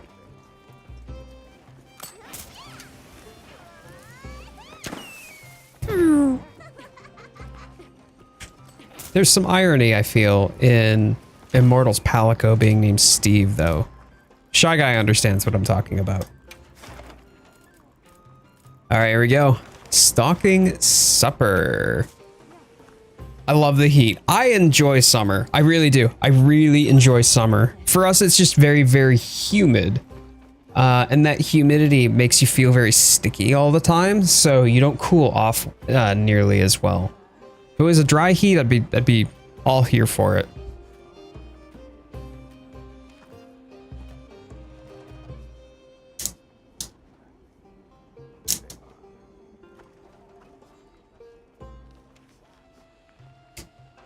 It's trouble climbing the stairs in England because they only fit half your foot. Oh no. Oh no. I do have a portable tower fan as well, but that only goes so far, right?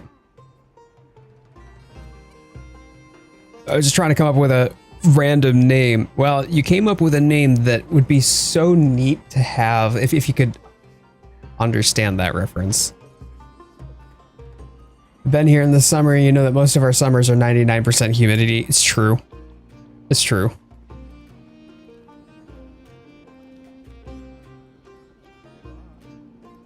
But I enjoy the heat. I just don't like the sticky. I just try to lunge up the stairs, skip as many as I can. Yeah, but we also have very, very short stairs. Very short stairs. It's like a lot of stairs for not a lot of height. I don't know why. They're like half-size stairs.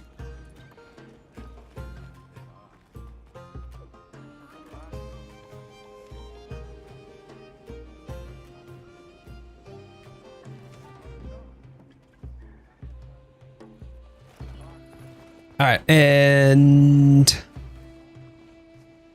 yeah, I think that's the group of us at the moment. Okay, okay, very good.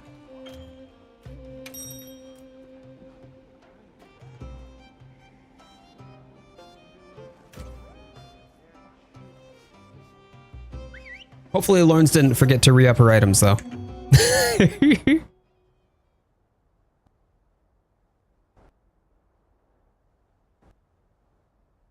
It does still look a bit like a lance, doesn't it?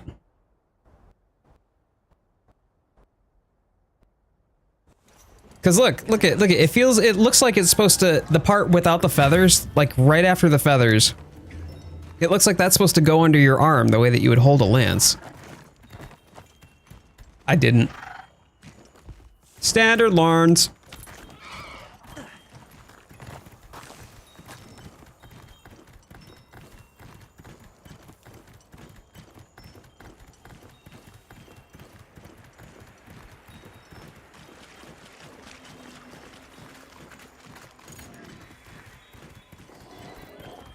Oh, Lux went dual blades. Let's go. All ready when you are.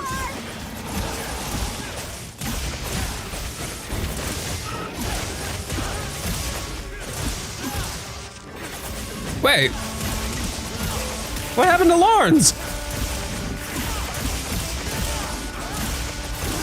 My game crashed immediately. Oh no.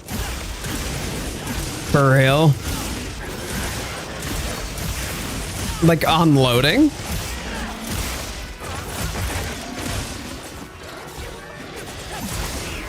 Maybe what I'll do, I'll have you try hosting it then. Like reopen the game and then I'll have you try hosting it. I was like, wait, there's only the 4 of us. Where'd Lawrence go? And I'm looking and then it said you left the lobby and I'm like, oh.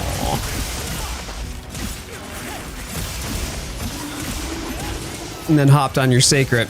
And I'm willing to bet it might be the same problem I was having with my rigs as well. Oh, nice. That was very short. I was kind of like, I'm just used to the Jin Dahad one. Yeah, there we go. That's so short compared to the Jin Dahad.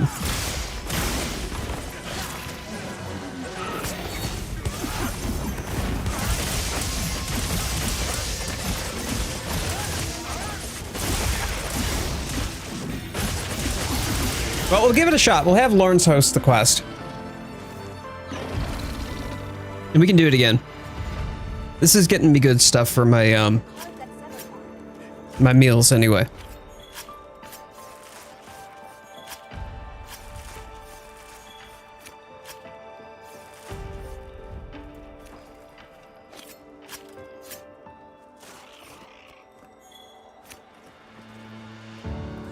This thing's a trove of new data.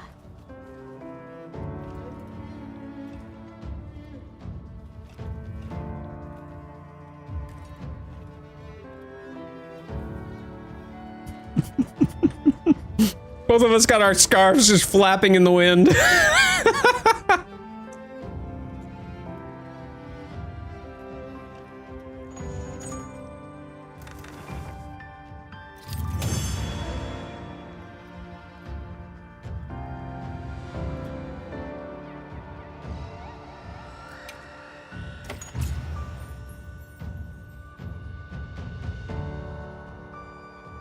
I actually do too. I really do. I really enjoy the scarf. Probably one of my favorite like cosmetic pieces that have come out of the event quests.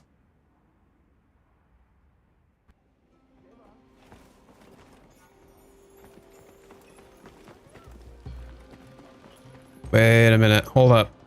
Because if it crashed, I bet you anything, it's making Lawrence redo the shaders. It's probably making her redo the shaders again, because that was the problem that I was having. If it redoes the shaders, you get into the game, and then the game crashes, you have to redo the shaders over again, because it only seems to trip that flag. Bro, this game is bullshit.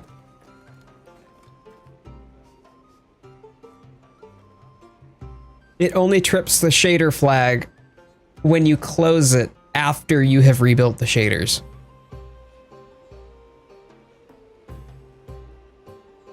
I just wanted to play for a couple of hours. I'm sorry, baby.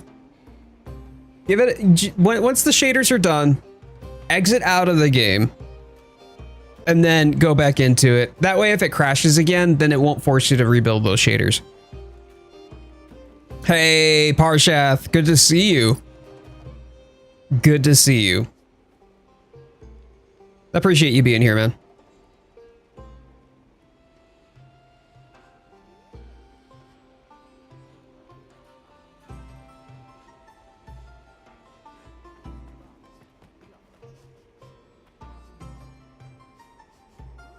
It said that she just entered the lobby.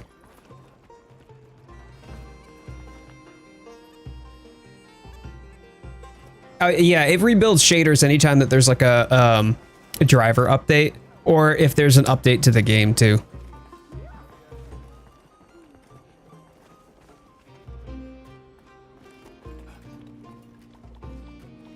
And then, Lawrence, if you've gotten into the game and the shaders have completed, can you exit the game? That way it just, if it crashes again, it won't make you rebuild the shaders.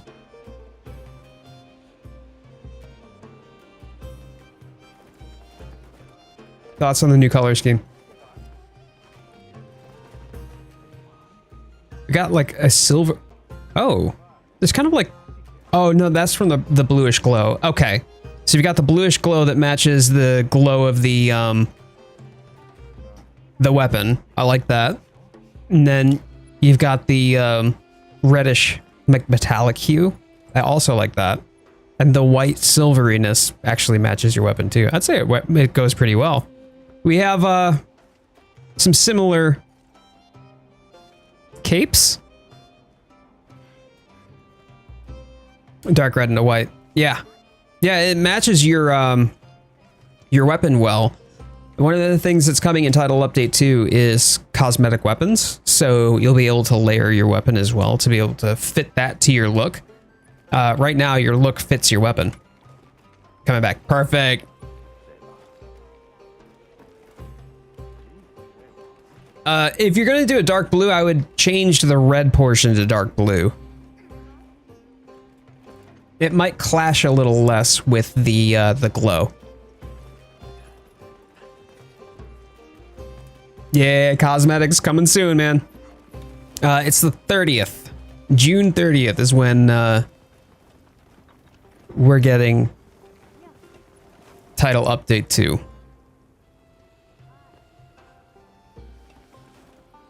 It looks like you legit just copied. Wait, how? Doesn't he only have like one piece that's the same as mine?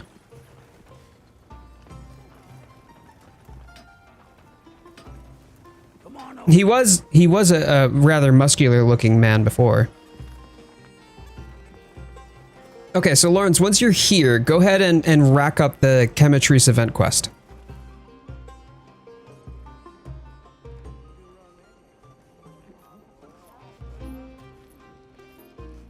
Yeah, the cape is the same.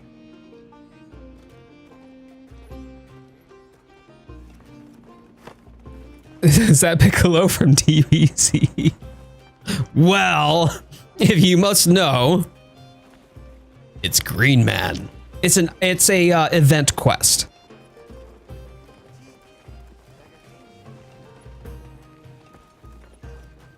Yeah, because I think we got the same. Yeah, there we go. The same back, shoulders. I forget which one it is, but yeah. Oh wait. Also the same chest. Yeah, same chest. That's actually Piccolo from the really bad movie Dragon Ball Evolution. Green Man. Yeah.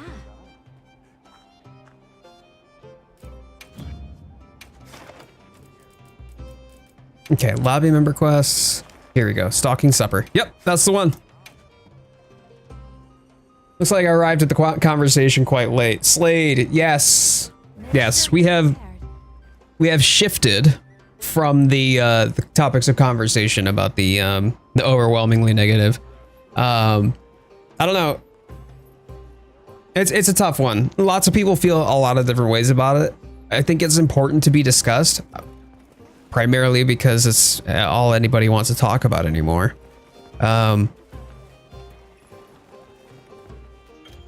But I'm still going to be here having a good time today to finish out the rest of the stream. Playing some games.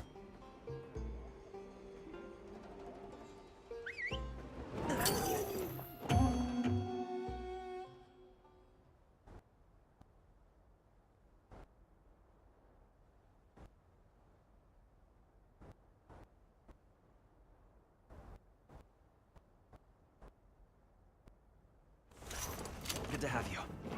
All right, let's go.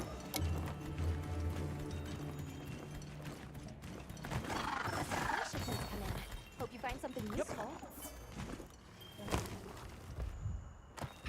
I'll just hop off for now.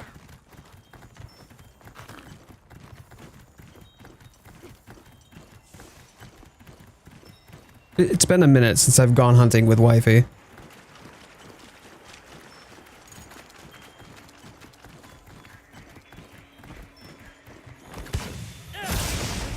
Can't even run the game, so I can't really offer any insight. But is multiplayer still an arduous experience? Multiplayer has not changed much from what it was at launch. I mean, you don't need to have a link party. The easiest way that I've been doing multiplayer has just been through squad lobby, because I've got a community of people in my hunter squad, and that's kind of where we gather when we jump on and play. So it's all centralized through that, but if you're looking to do a hunt with a specific person through a rando lobby or a public lobby, then that can be challenging, yeah.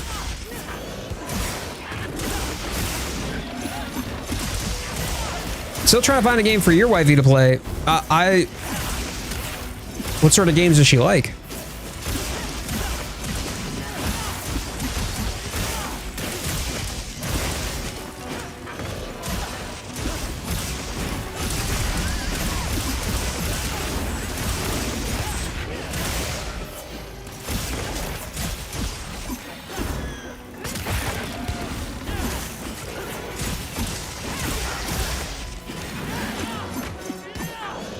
Yeah, the whole link party thing and the environment link thing, I did not like, by the way, Slade. That was definitely a little more convoluted, I felt, than necessary. And ironically, the menus are a bigger final boss than the final boss. But the Grand Hub specifically, I think, has made it a lot easier for friends to play together. So if you got friends that you're looking to play with, and it's a pretty consistent group of people, makes it pretty easy to do.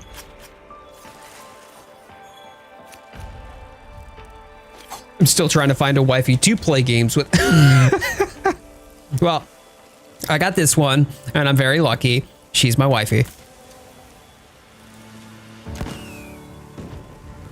I like how she's doing. She's like she's riding her pony, but she's just a little bit too short for this pony.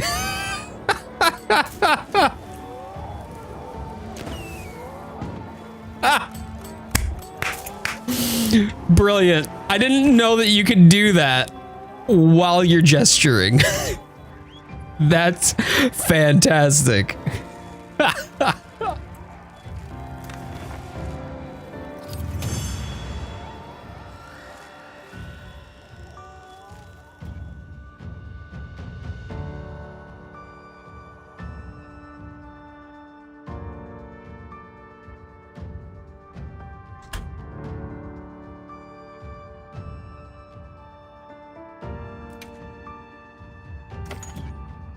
See, this is what makes Monster Hunter so special to me. Like, I think that I understand where a lot of the negativity comes from, but it's not all negative. And there's so many fun things to enjoy and goofy moments and silly things like this and memories to make. And sure, you can make that with any other game, and I guess that's true. It's not unique or special to Monster Hunter. You can make memories doing anything with anyone. But I think that it's so... I don't know, so special in Monster Hunter because of the way that Monster Hunter has its sort of own, I don't take myself too seriously sort of vibe. There's always been a little bit of that campy and goofy humor and some of that larger than life interactions. You got it, babe.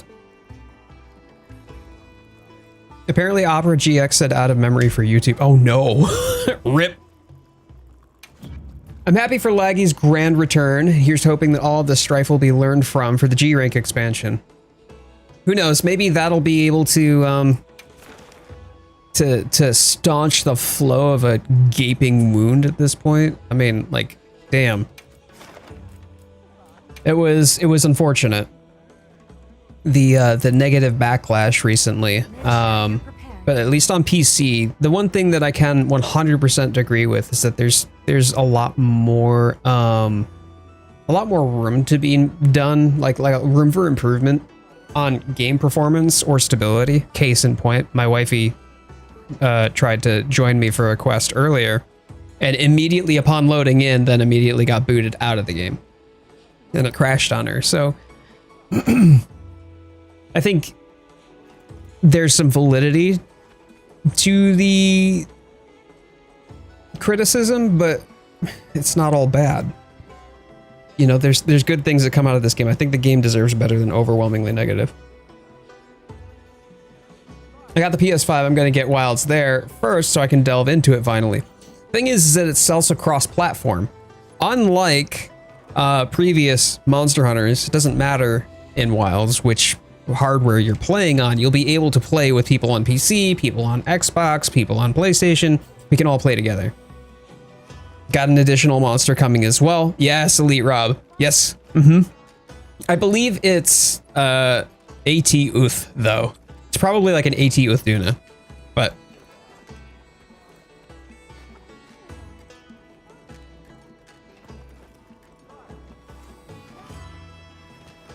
I have a specific memory of playing Terra with the little one's mother. There was an NPC that said, "Let's make memories together. Don't skip any meals." And they heard it as "Let's make memories together." We did end up doing that.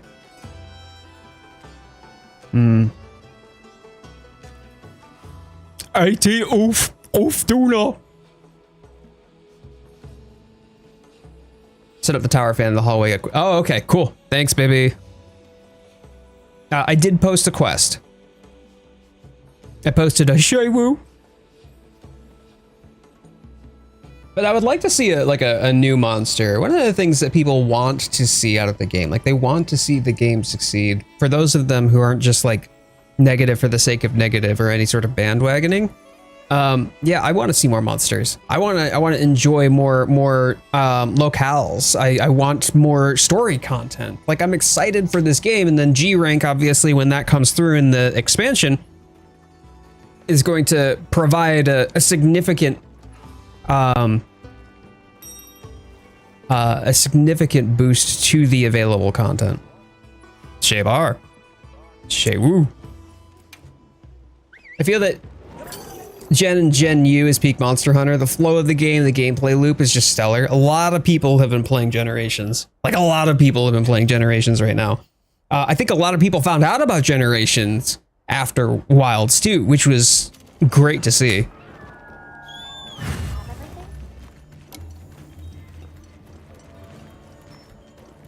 Just a crazy amount of monsters.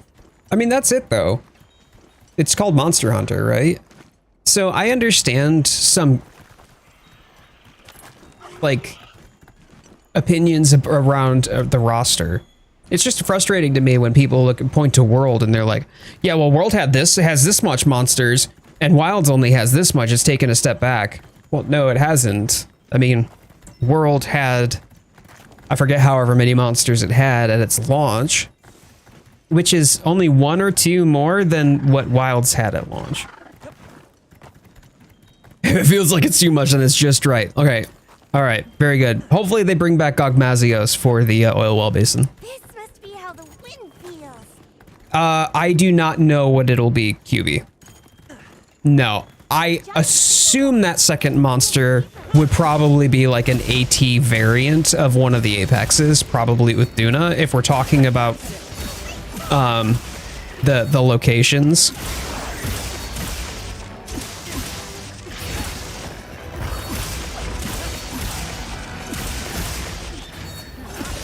Samwise says, I love this heat. In the same way that Lux said he loved this heat earlier. I don't know. I don't know, y'all. Both under blankets. I have a cooling blanket, though, that I got from all... How you got... I respect, but I don't know how you manage, man.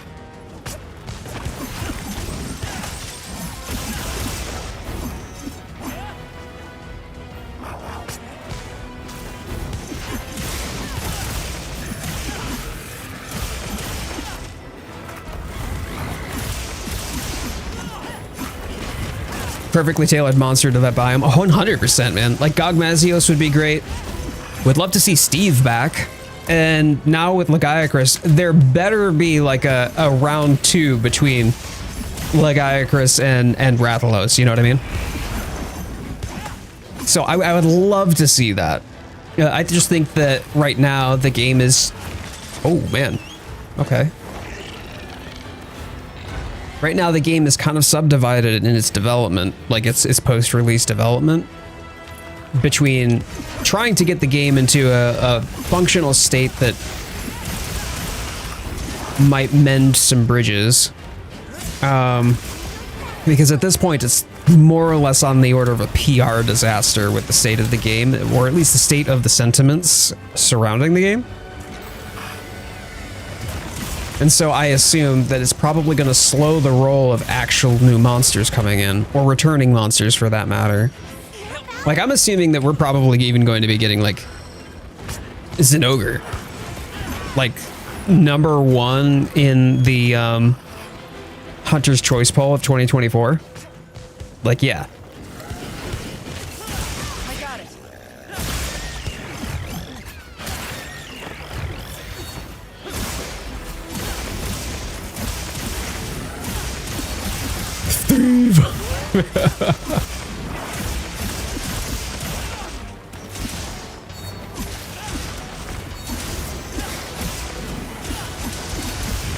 The leggy skeleton in the game, we could get Ignactor for the oil well. Yes, of course, and the glacial subspecies for... Yeah, you see, the thing is, like, some of them are just too big. So I could see, like, Gogmazios working in the same way that Jindahad does for the Ice Shard Cliffs, for example. But, I mean, you could also have Lagombi. Like, bring back Lagombi for the Ice Shard Cliffs. I am using Insect Glaive currently, Parsha.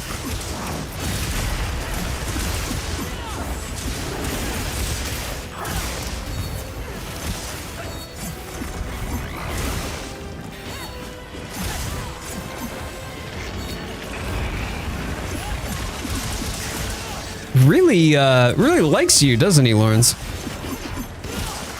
Oh.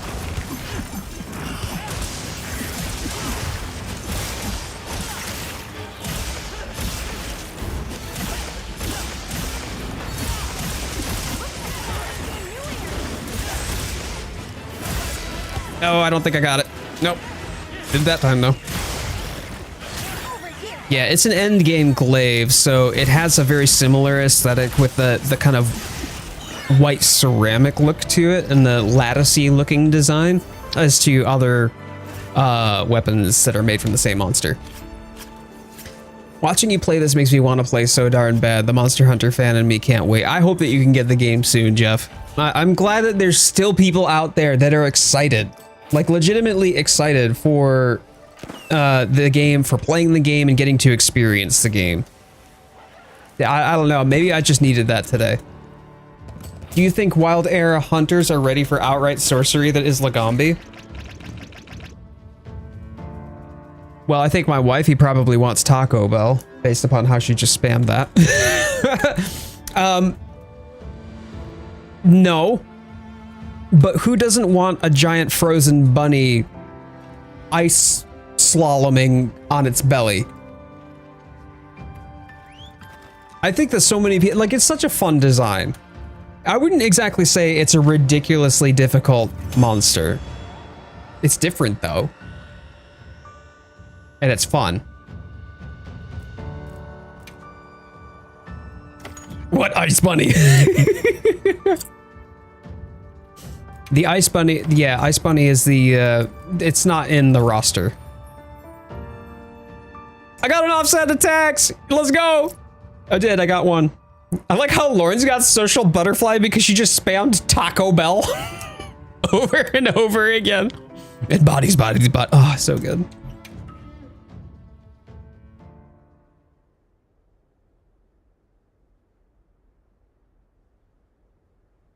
I don't know why that Shewu hated you so much, but holy smokes. Hey, we got Quiet in the chat. Let's go. Quiet's hanging out with us today. Gravity-defying snowballs traveling uphill at you.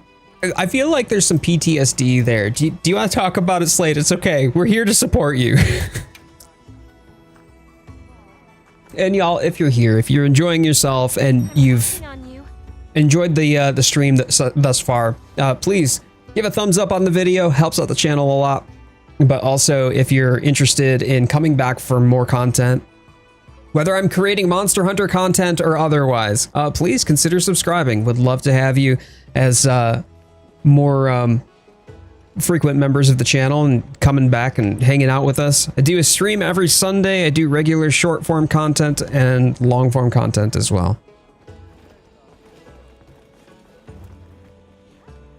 Oh, Lagombi's adorable. I love Lagombi. Deviant monsters returning would be interesting. That would be interesting. Isn't that where the Fated 4 comes from too? There are deviants, if I'm not misremembering. They'd wreck all the noob hunters. I mean, if you're concerned about like difficulty level without like just tacking on gobs and gobs of HP, then I feel like maybe that might be a good play. Yeah, it was the Fated 4 that was the deviants. Yeah, I thought so. That would be neat. Maybe not storyline relevant, but certainly would be neat if they could incorporate that some way. And I also want, we're talking about content that I want to see. I want to see sieges. Like end of base game world. There was the Call of Teroth siege, which was really cool, I felt. We got this.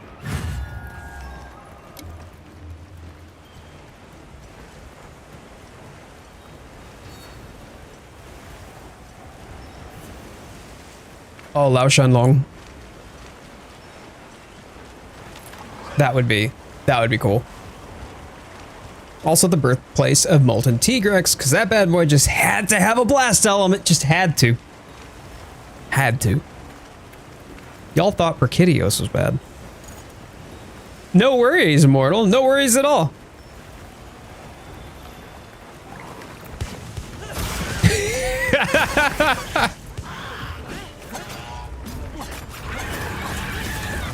Lawrence and I, whenever we go for mounts, we're both running and rushing to see who gets the mount first. There was a lot of things that came out of my mouth with respect to just Tigrex in general in 4U that I dare not utter again. I am deeply embarrassed of the rage that I once held towards Tigrex.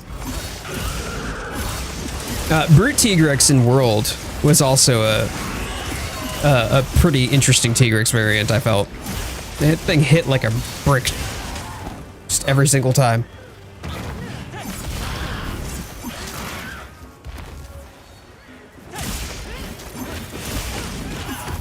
Was Lucent Nargacuga one of the Fated 4 too?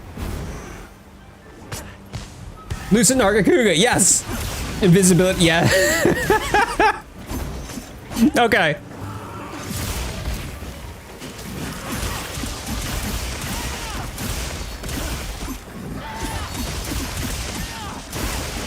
I look like Shawn Michaels. Thanks. I have no idea who that is, so whatever reference, whether that's meant to troll me or meant to compliment me, is completely lost on me.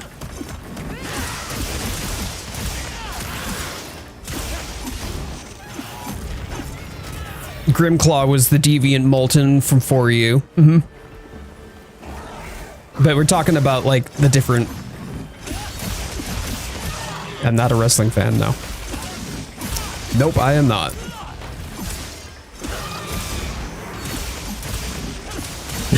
Lawrence knew before I did. Gameth, Mizu, Glavenus, and Astalos. Okay, so Lucent Nargacuga was not, but we're just talking about mechanically different variants then. Got it.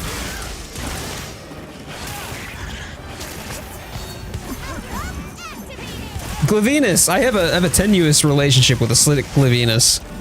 Because I was trying to get the Glavenus Hell Day for so long in Monster Hunter World, and little did I realize I was fighting acidic Glavenus, and I needed vanilla Glavenus's mats. And so I remember spending days upon days grinding out acidic Glavenus, thinking I was going to get the regular Glavenus mat and not realizing. He was a cool dude. Oh, okay. Okay. Well, thanks, Ahmad. I appreciate that. Hello? Tigrex is a fun... That stupid bulldog, like, do charge that he does. I just want to wipe the stupid off of his face. Glavenus, as opposed to Glavenus? It's like Uranus and Uranus. Snow Bear and Lagombi. Ooh. Just bring me back Lagombi. Bring back more of the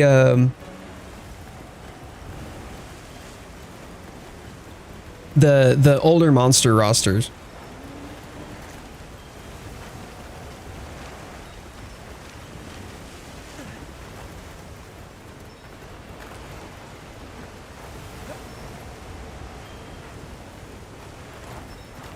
Now I'm curious though who Shawn Michaels is. Like what Shawn Michaels look like. Because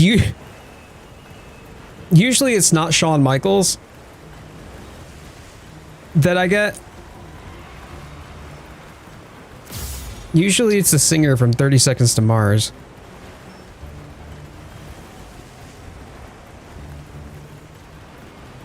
You want Zamtrios? Zamtrios would be fantastic. Zamtrios is just a cool design, full stop, too, though. And I think that we've got enough sand in the plains, right? We could easily make a case for one of the Morans. Or Morans.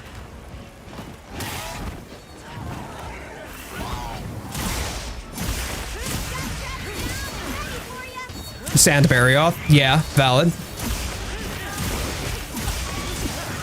Nice.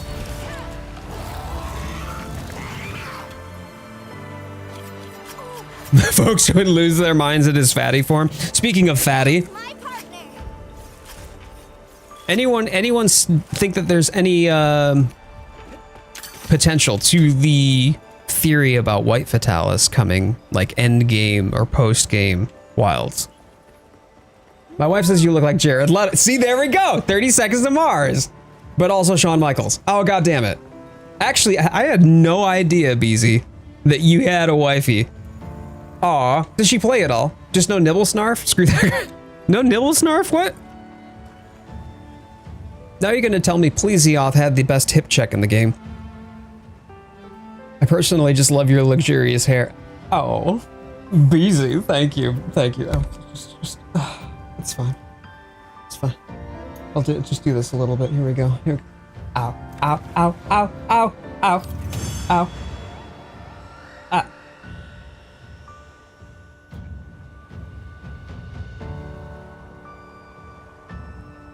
I'll be right back.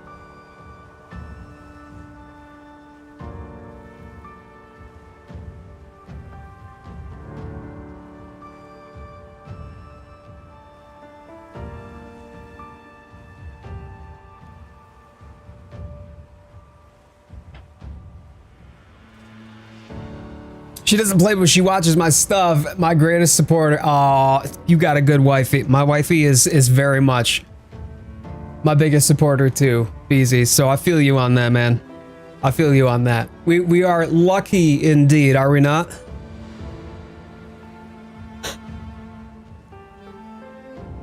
Oh, all right. Let me get my hair. Let me get my hair back in order, and we can then dive back into this event quest. It's a wood treasure, by the way, that we're getting for this. So I think you probably need more than one to craft the material for it. It's really is a blessing. Hell yeah, dude. Well, you got the right heart and the right attitude about it, and clearly she supports you, man. So good for you. But tell your wife she's got the Coyote stamp of approval. All right. Good people deserve good people.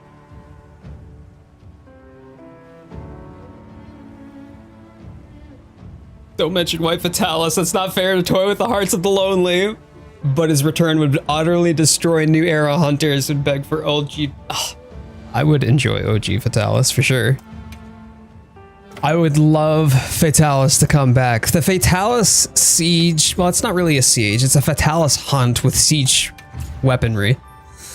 In world was just, was that not such a spectacular experience?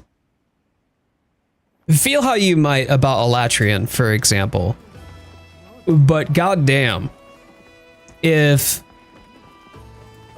Fatalis wasn't, you know, such a satisfying hunt at the end of it. So now I gotta see. Hold up, y'all. I gotta see who this guy is. Who is?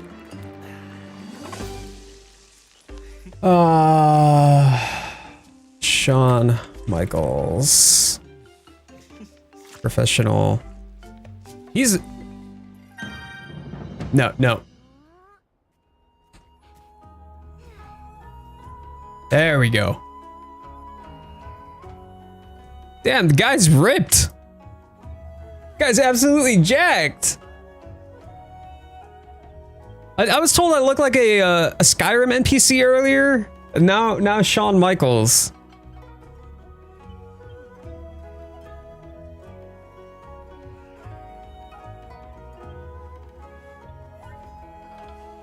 Young Shawn Michaels. Okay, hold on.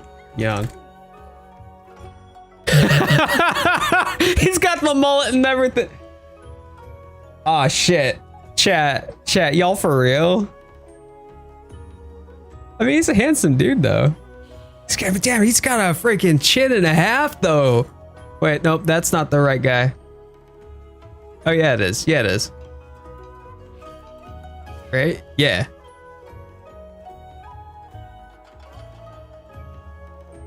At least I didn't call you know what? That's fair. I was not referred to as Jeff Hardy. Now listen to his theme song. I don't want to get copyright struck on the stream, but I appreciate it. Yes, J-Can, what up, my man? Yeah, thanks for talking to me earlier. It was kind of something that I was working on for the stream because we had to talk about what's going on with the game, right? And the negative sentiments surrounding it. Whether or not it's justified, the state of the industry as a whole, where Monster Hunter is going, man, it really sucked the wind out of my sails. I'm not even gonna lie.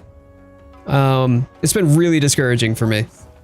But yeah, you got it, bro. Let me see here.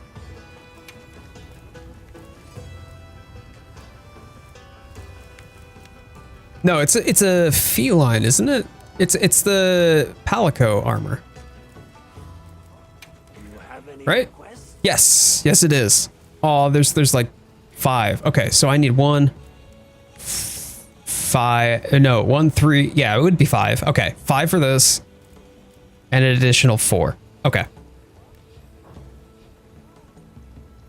I made a terrible stop motion video on YouTube involving Rey Mysterio and Shawn Michaels when I was like 10 years old. They had that song in the back. That's the one? That was Shawn Michaels?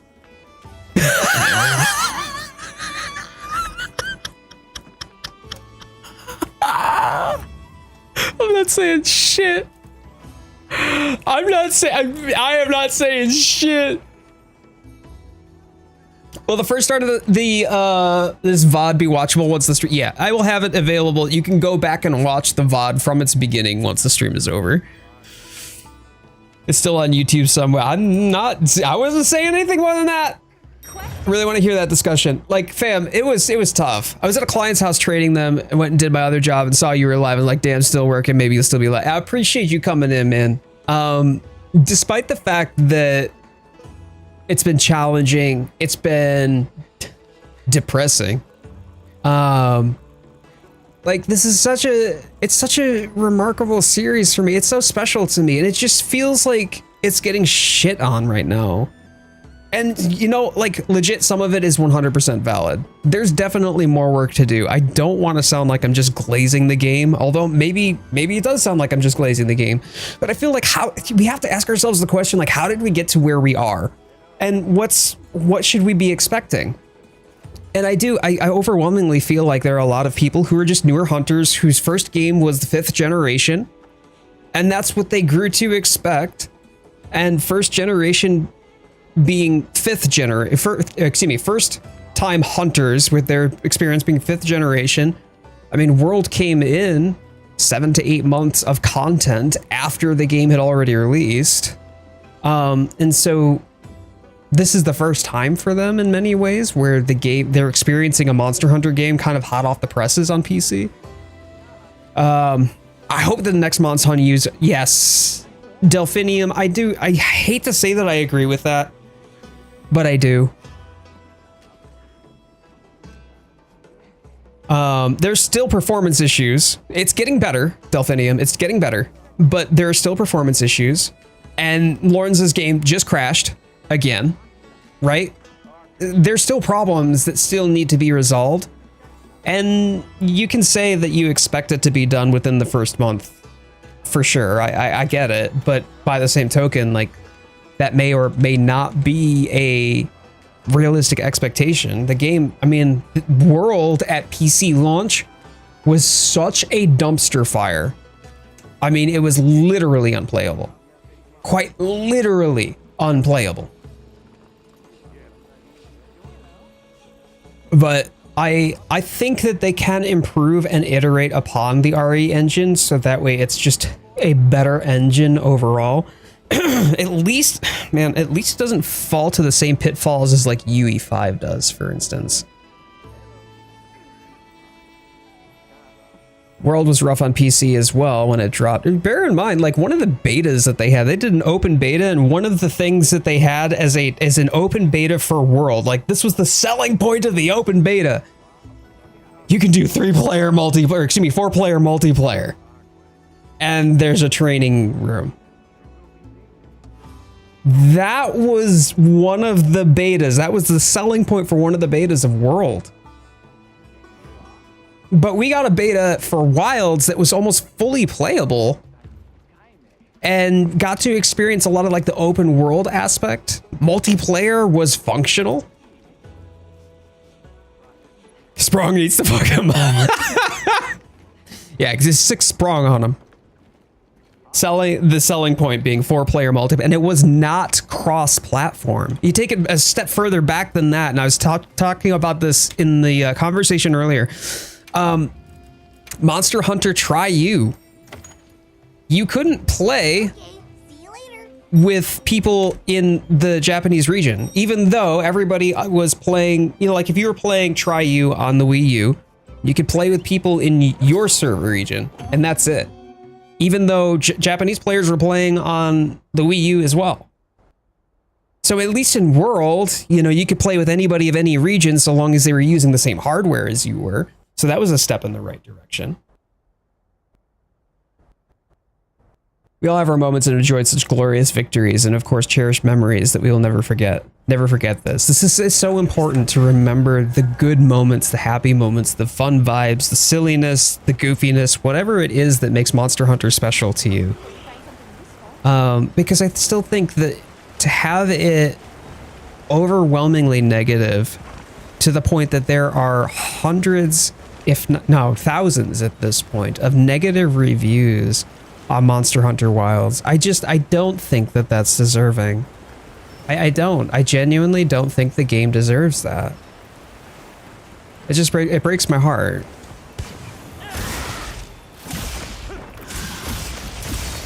But Rurikon popped in earlier today too and kind of added some of his feelings as well.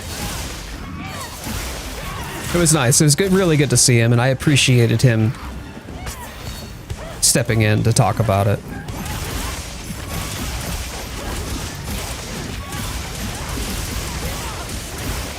If they didn't make it so that all the biomes had to be connected, I feel like it would have been much better. I love that they did that, but from a technical standpoint, I can see how that would be technically challenging.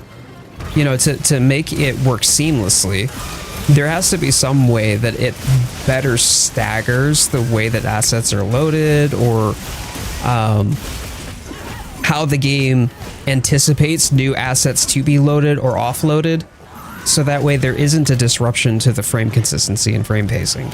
That frame pacing is really what I think a lot of people on PC notice the most. Like, you could have a buttery smooth 60 FPS for 90% or 99% of the time, but that 1% low where it drops to 15 real quick, and it's a very jarring and I don't know, it's a stutter that is very pronounced, and in the midst of combat like this where you sometimes have to be frame perfect, that just doesn't fly.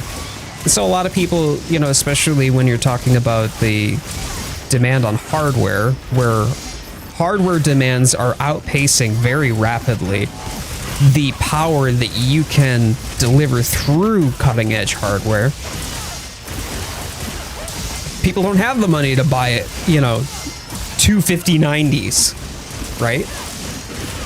I feel whenever I go into town and spend so much more time there, it's so much more noticeable, right? It is, because you're constantly offloading and reloading models and texturing assets. And the texture handling, all of that gets bottlenecked through the CPU as well. And that's why it causes artificial CPU bottlenecking, especially in areas like towns. They don't use all the open world that much in the gameplay at all, right? Imagine if you're hunting a Doshagama and it runs away from the Windward Plains to the Scarlet Forest. That would be so good. It would be so good, and I love that idea. I think that that's a great idea, where you could chase them from one biome to the next, but otherwise it's just a seamlessly connected set of biomes or string of biomes, as opposed to, hey, maybe there's a certain circumstance where, you know, the Doshagama might actually run all the way through to, oh, what is it called? Where Sild is. Why can't I remember? The Wyverian Ruins, right? It could run all the way over there, because, you know, the change in the weather pattern or something, some sort of like weather event occurs, or they get chased off by an apex predator and runs off, and now you've got to go chase it. Welcome back, Shammy. Loving Wilds on PS5. That's great. That's great. And so even though, like, there's been so much negativity, and it's taken its toll on me, it's been really disheartening. Folks who have been here in the chat have just been really driving forward, like, the value of Monster Hunter and sharing in the moment with me, making space for me to express my feelings and to feel them alongside me and to share their own perspectives as well. That's been really meaningful to me. And I'm grateful for all y'all, and thank you. Bonk.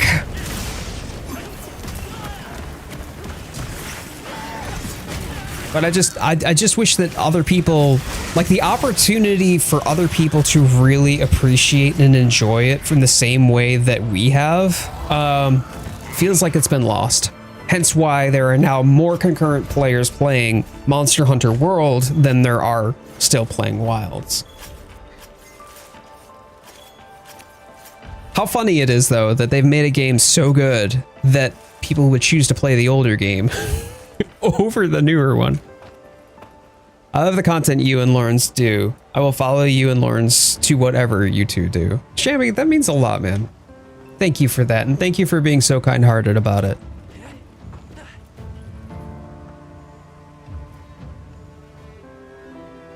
Return to World, round 2. Homie, you know it. You know it.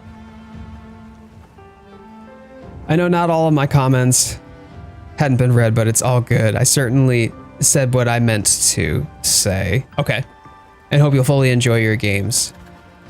Now I will have to take my leave. Need to take care of a few chores. Potato chips, you stopping in means a lot to me, bud. Thank you. Thank you so much. Can I be honest? Go for it, dude. I certainly was.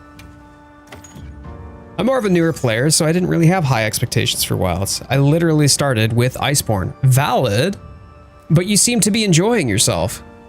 So sorry to step away. No worries. No worries. You haven't let the negativity, you know, drown out your own enjoyment. Which I think is important, right? This is what Call of Duty was aware of. They know people would go back to the better games, so they made the guns obsolete. Wait, so they would put in like what is it? Planned obsolescence into Call of Duty? Oh, is Dobby singing? Oh, she's breaking right at the moment. Gotta step away now. You got it, honey. Thanks for joining. I've had so much fun playing with you. Always here for you, homie. Your personality is what got me. It also got me pulled in when you actually acknowledged me in the sense of being put into a video. I remember that. Yeah, I remember that. Were you the one who was just like, oh my, OMG, I made it because I put your comment in the video? No, that sounds stupid, but I took a screenshot. Aww. The negative reviews, I ignore them. Same with Ark Survival Ascended and Wilds. I ignored them, keep playing them, and sharing the moments you and Lawrence want to have. Oh, I appreciate that, Shammy. Thank you. 380 hours. Oh, is that all? I started with Ultimate and Generations and then World from there. And now you got to get yourself into Wilds. And we'll continue to carry the torch forward when it comes down to Wilds. They would nerf all the old guns and make the guns from the new game the best. So if you wanted to be competitive, you had to get the new game, even if the older one was better. Like the older game was better from a gameplay standpoint. I get it. It is a shock to digest, but let's face it, if Generations Ultimate had come out to the West earlier and on PC, it would have happened. Oh, yeah. The same would have happened with World's own launch. It would have.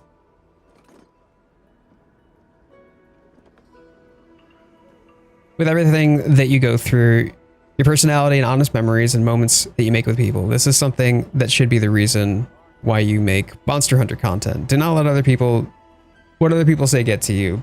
But this is yours and quite a few other people's games that they enjoy. And on that note, I go do my chores. I appreciate you speaking some positivity in my life, Potato Chips. Thank you so much, man. I also got to mention in a video on my birthday. It's true. It's true, you did. And Shammy has been part of a number of the shorts alongside Immortal, alongside Shy Guy. Bro the Wise. Brotato Chips, putting the Wise in Wise Potato Chips. I would much rather return to World than Rise. I will never touch Rise again. Rise did not sing to me. I'll be fully honest, Rise did not sing to me. And I don't have any hate for Rise, and I know that there are a lot of people who are like, no, Rise was better, no, World was better. I get it. I'm not part of that. Miss me with that, right? It just wasn't my speed. But I'm not gonna spend my time talking about how shit Rise was because it wasn't what I liked about World. Giga Chad behavior in this chat, Slade. I appreciate that, man. I got good people here.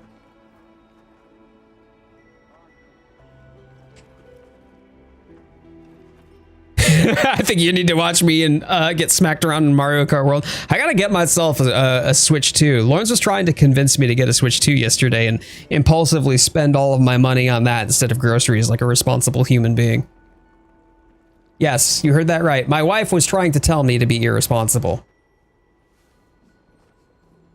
I got a good one, chat. So many legends in here, yourself included, BZ. Loving the candid conversation about the game. Like I said, I am okay with people criticizing the game. Like, I feel that people come from different perspectives, different backgrounds, different expectations. But at the very least, I want people, if they're going to, like some of the people say, well, we need to have the opportunity to give our feedback.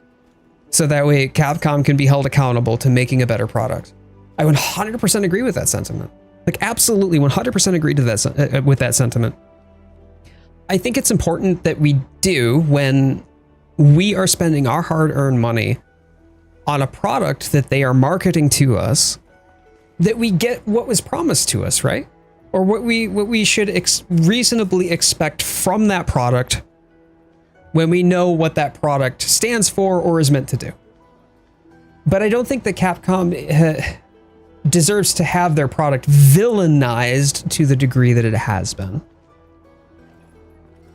Just strictly on subjective matters alone. Subjective matters such as, well, the game doesn't have enough monsters in it, or I want more content, or the game isn't hard enough for me. I think that it's important to recognize your subjective experience versus objective reality. And that to me is very much where I find that negativity becomes grating, because there's a lot of really awful takes out there that are just so negative and so lacking in any sort of self-awareness or perspective. If you're going to criticize a game, please just bring something valuable to the conversation. That's what I'm asking for here. Criticism is good, especially with these devs, because they clearly listen to us. IG Bounce Returning, great example of that, JCan. And I think that with the way that they have also stood up to their shareholders when their shareholders tried to pressure them to release it early, instead they doubled down and said, no, we're going to continue our trajectory of trying to optimize this game as much as possible before launch. They stood up to their shareholders. Like, I think that that's credit that they deserve to at least have acknowledged. But the way you criticize is just as important as levying criticism, right? Like, I talked to my team. There was a restructure at work recently, right? And I talked to my team, and we're kind of establishing new relationships with 9 direct reports now. It's the largest team I've ever been responsible for. And I preface a lot of our performance conversations with hey, I'm not going to give you feedback on your performance for feedback's sake. If I don't have something constructive to add to the conversation to be able to help improve or to help guide your strengths into, from goodness to greatness, then I'm just arbitrarily inserting myself into a conversation as a messenger without a message. I have nothing valuable to introduce. So instead, if you're going to levy criticism, like JCan was saying, bring something valuable to the table. Like IG Bounce Returned, Hammer getting some awesome buffs. There are some really great examples where the Monster Hunter community has done a beautiful job of helping create the Monster Hunter that we want to see. And we can continue to do that. But we have to be mindful of the way that we're doing it, whether or not another negative comment to add to a review bomb session is just doing more damage than good.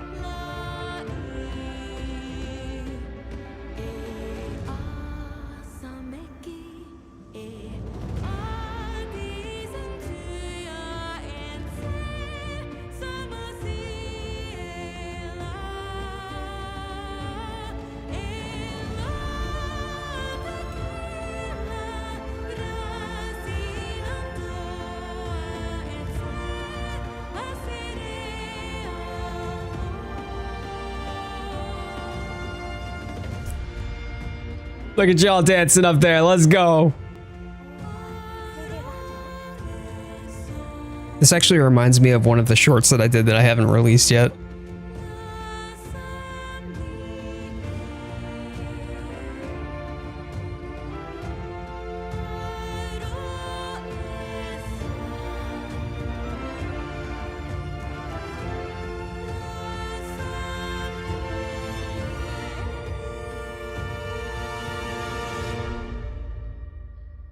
And I still get chills for moments like this as well.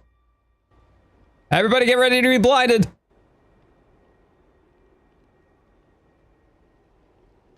Yeah, there it is. Shield your eyes, kids. I do too. Gamers Lounge, I do too. Absolutely. Wish it was there. Clark, you know you always have a place here anytime that you're able. My eyes. All right, I've got a Kutku up for the event. If any of y'all want to join, Shy Guy, what kind of pancakes? Could go for some like chocolate chip pancakes, right? People are hating Nintendo and Pokemon and Pal World. Yeah, I know. Still gonna be playing. You can still go do whatever. Yeah, you can still have fun. Go do whatever. I know it, man. For sure. Like, there's a difference. There's a balance, right? Sometimes you have to have necessary difficult conversations. And they're never fun, really. Nobody wants to have a difficult conversation with, you know, somebody that you work with or with a dev team, stuff like that. But just be mindful. Like, I don't think that overgeneralized statements such as, I can't support this game in its current state whatsoever because the whole thing is trash, misses the point of providing meaningful feedback. Cinnamon sounds good too. Oh, damn. Yeah, cinnamon's good.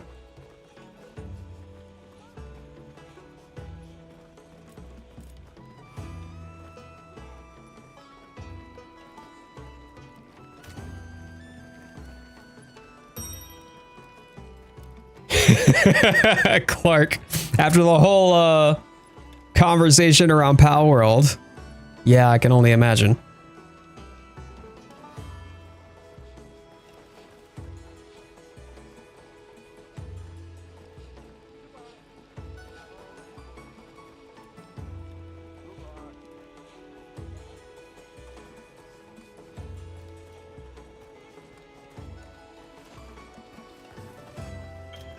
Immortal, I see you dancing. I see you dancing. I see you.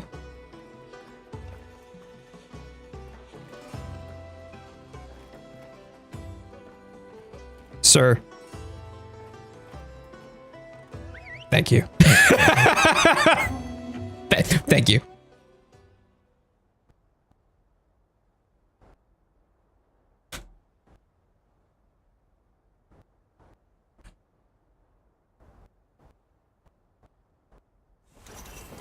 Good to have you.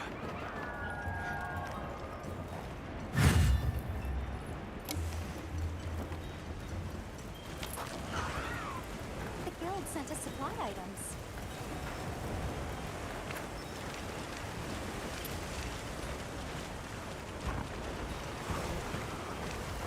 I bet some of the people that shit on the game developers can barely do a group school project. They were the ones who made somebody else do the school project while they got off scot-free. Bam, I know it. I know it. Feedback is a gift, right? Even if sometimes it's difficult to hear what they have to say, feedback is still a gift. And yes, I agree that there's value in that, but holy smokes, how do you extrapolate the relevant or meaningful feedback when it's all a bunch of people that are raging?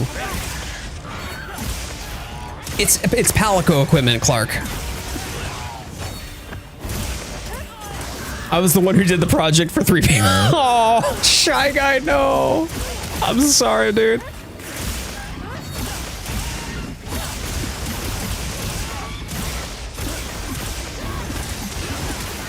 Speaking of maps, what do you think of the new additions they added to Jungle and the Rise? The ruins specifically. I'm sorry, they added new additions in the map? Wait, was that like why Area 11 in the Oil Well Basin didn't exist? Surely that was there before, yeah?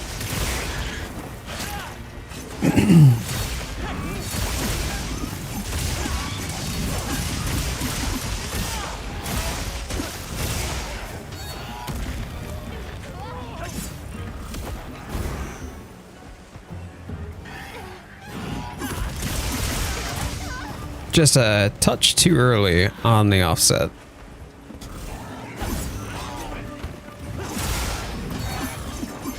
So they were the ones that presented the school project then, Shy Guy. Is that because you just weren't really comfortable with public speaking at the time? Was that...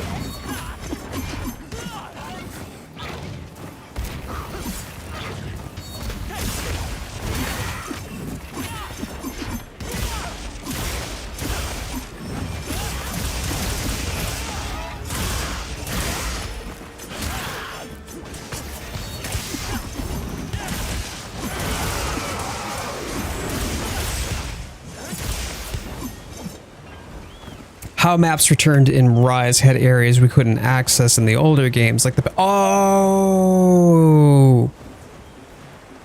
Yep, I see what you're saying. Kind of like how in 2 and 4U you could go to Dendorma, for instance. I see. I mean, I don't necessarily know how they would execute something like that along those lines in Wilds, but like, I think it's pretty cool that you could add or expand on the wider Monster Hunter geography or familiar areas, but see a different take of it or a different aspect of it that you couldn't previously. That's why I'm so bad in joining VC sometimes. You living up to your name then, Shy Guy, yeah?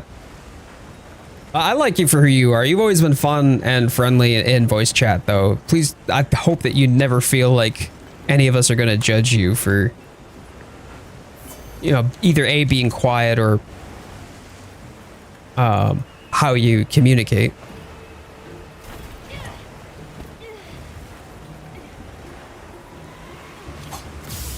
Oh, I flubbed it.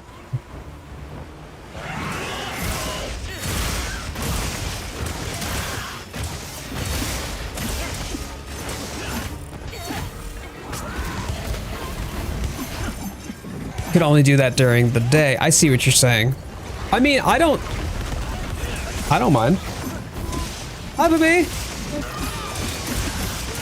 I'm sorry? Yeah, it certainly is. It's certainly more cool than it is out in the bathroom.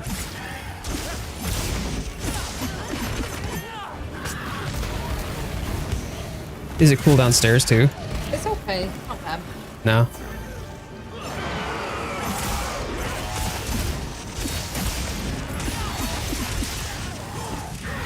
Hey, GG's.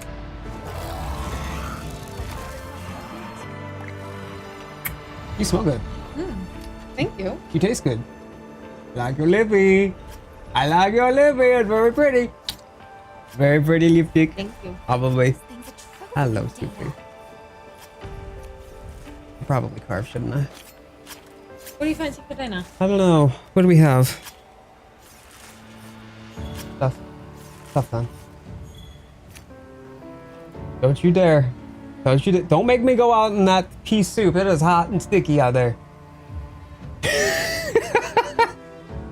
Any day of the week that she can try to ask for takeaway. She'll give me the puppy dog eyes. She'll even get some crocodile tears going. Okay. It's like a good luck. It's like a good luck meeting tomorrow.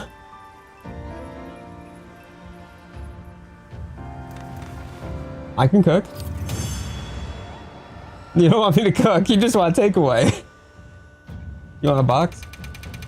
Yeah, you do. Of course you do. Thank you, baby. Ah. I love.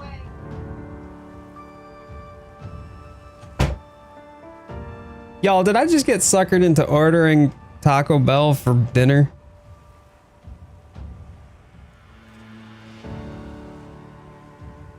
I think that's what happened.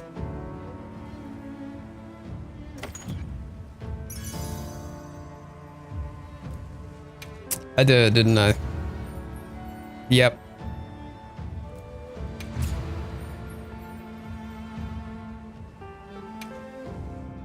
I should probably do that, I guess. You can go into those ruins and there's a crazy underground city that you can move through, or a ziggurat that you can explore in the flooded forest. Yeah, so I do like if there's different conditions as to what you can access to, like different areas that become available. Like think about how the seasons worked in DOS. It didn't necessarily have a geographical impact in that same way, but there are different mechanics based upon different conditions, and that was true, I think, and is true in Wilds here with the seasons and the inclemency. I'd like to see more of that. I'd like to see more maps. I just like to see more maps wholesale, though. It was a unanimous decision. It was a single-handed decision, I guess, is what it was. All right, hold up. That means that I gotta Gotta.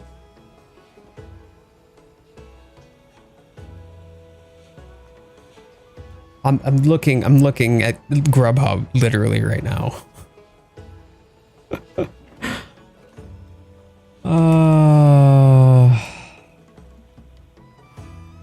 Can I even do the boxes on Grubhub? Like, y'all.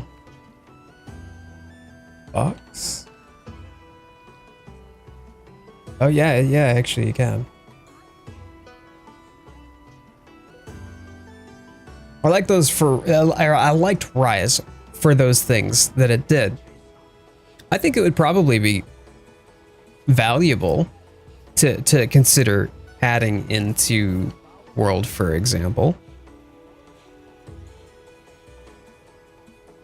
I'm trying to juggle two things at the same time. So I'm struggling to connect the dots and how they, like, to think about how they might be able to make that actually work.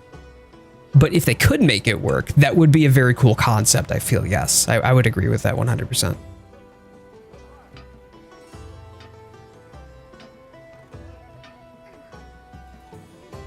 Beezy, she did me real good on that one, didn't she?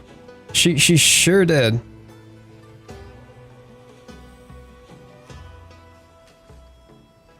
So now I gotta figure out how I'm gonna...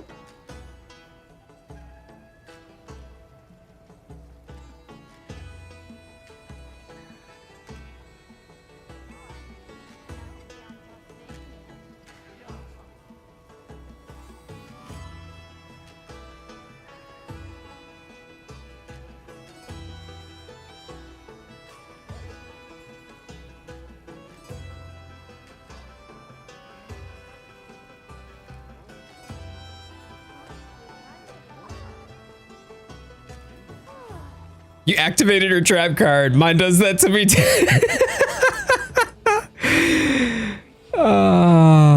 All right. You know.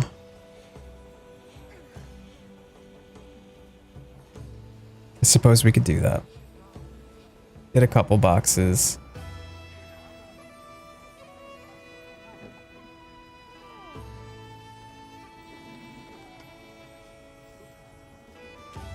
She likes those Lux boxes, the one that has like a burrito and a few tacos and some nacho chips in it.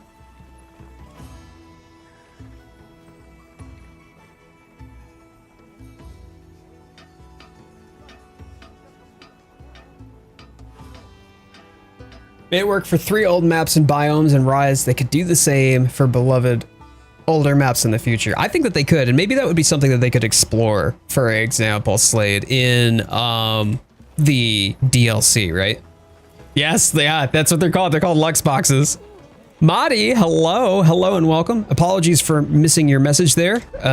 I had been tasked to Chinese food from New China, from Neo New China.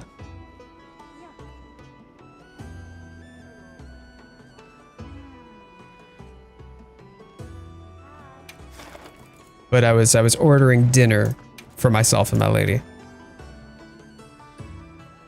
Hussock with the Poke Snowy Mountains, volcano, desert area. Yes, I would agree. I would wholeheartedly agree. It would be very cool.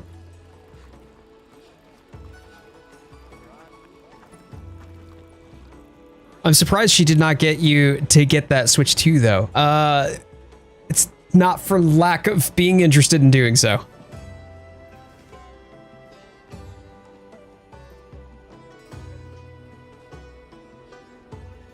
My lady, she is. She do be my lady.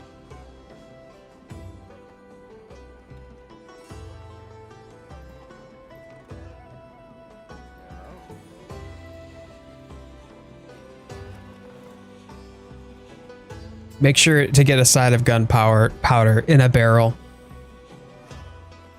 I don't think that's how she wants to go. I'm just gonna go out on a limb there and say I don't think that's how she wants to go, Clark.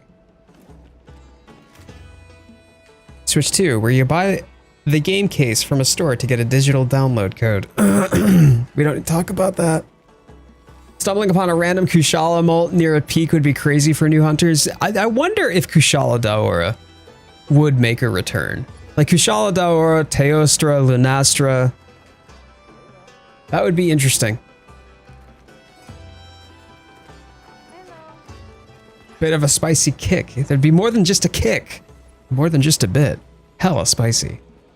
I'll buy Jada Switch 2 when I sell my book. Well, there's a meeting she's got with a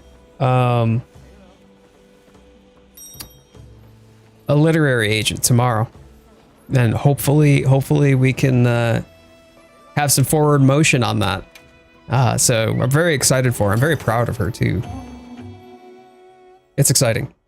Explosive flavor. Clark, I love how you spelled that the UK way.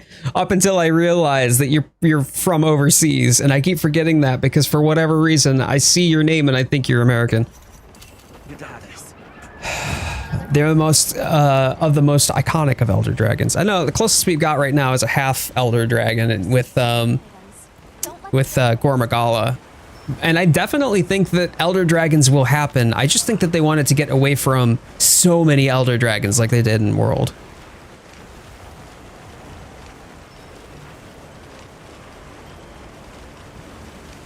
Like the kick in Return of the King when Shagret drops the kicks out. We were just talking about that, by the way, but Lord of the Rings last night, Dan. That's because Soldier from TF2 is American. See, that must be it. That must be it. I fear what Elder Dragons are going to do to us. Maybe that's the kind of difficulty that Wilds needs a little bit of. You know, it needs some of that Elder Dragon je ne sais quoi.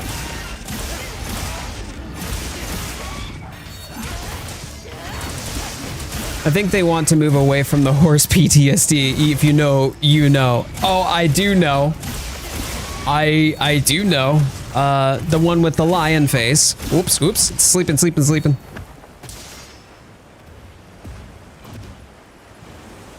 Sony did a whoopsie and leaked some of the stuff about TU2. Yeah, a little bit. Little bit, Breezy. But at least Lagiacrus looks fantastic, though. Yeah. Release date for TU2 drops June 30th, y'all. But I'm curious which Sony intern's about to get fired.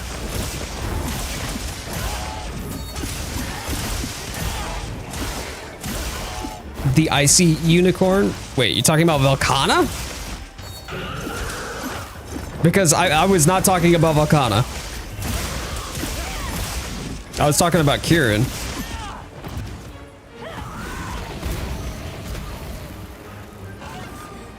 Like AT Velkhana's a bit of a... Yeah, Kieran has a lion's face. TU2, title update 2. Oh, Orochi Kieran. Oh, I see what you mean when you're talking about... Okay, yeah. No, I was talking about Kieran. I had a hell of a time with Kieran the first time that I fought Kieran in World. And that's not Orochi even.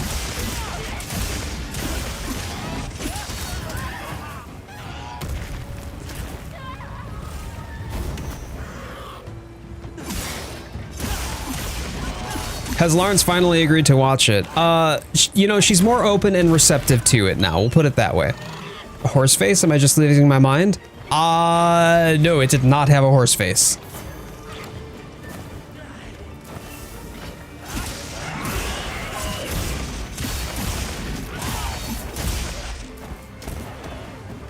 I have not gotten a Switch 2, although Lawrence is trying to tell me to get myself one.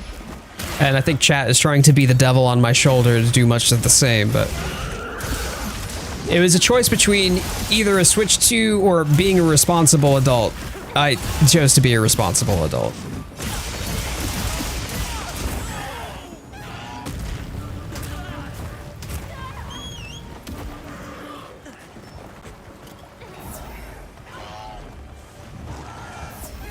Teostra is very much more the lion's face. That's true, Slade.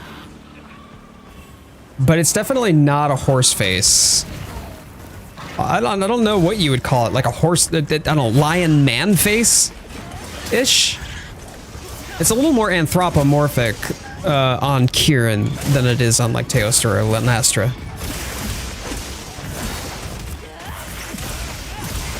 Get down.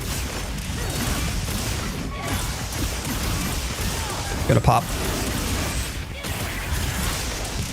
Did I hit it? Yes. Okay, cool. Get back on the ground. Hard choice there. Yeah, do I want to eat this week or do I want to switch to?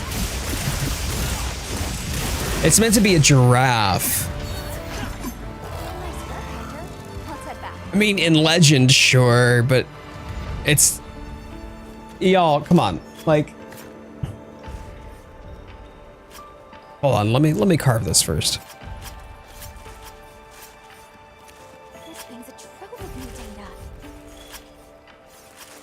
I don't like hearing being called an elder dragon. It is neither dragon, but, well, I call her Death Pony. Perfection.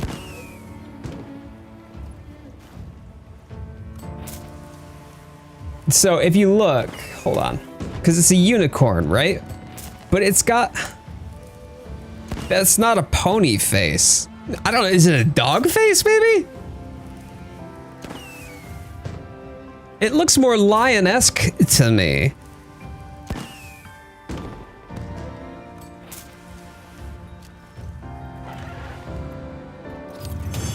Snout, too much of one to be called a lion. Right, because if you think of Teostra, he has more of the traditional, like, feline nose right there. Whereas this has more of a snout like this here.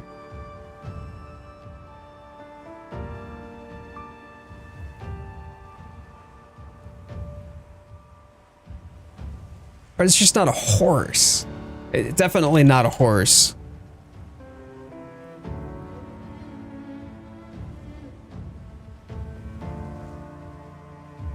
No. It's too... almost lizard-like. I see a lion dragon face. Okay, fair.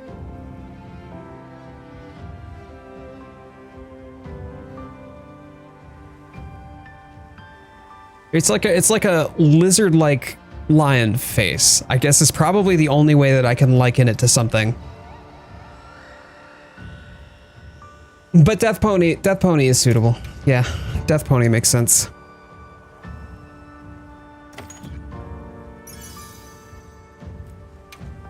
Scales dog. Yeah, sure. You know what, Clark? We'll go with that.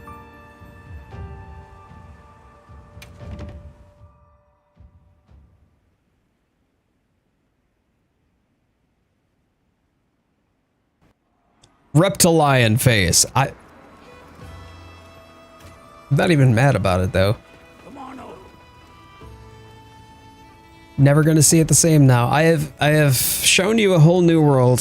See, you thought you came for Monster Hunter, but really you came for the discovery that completely transformed your perception of Monster Hunter going forward. I don't know. It's not the content you asked for, but it's the content you deserved.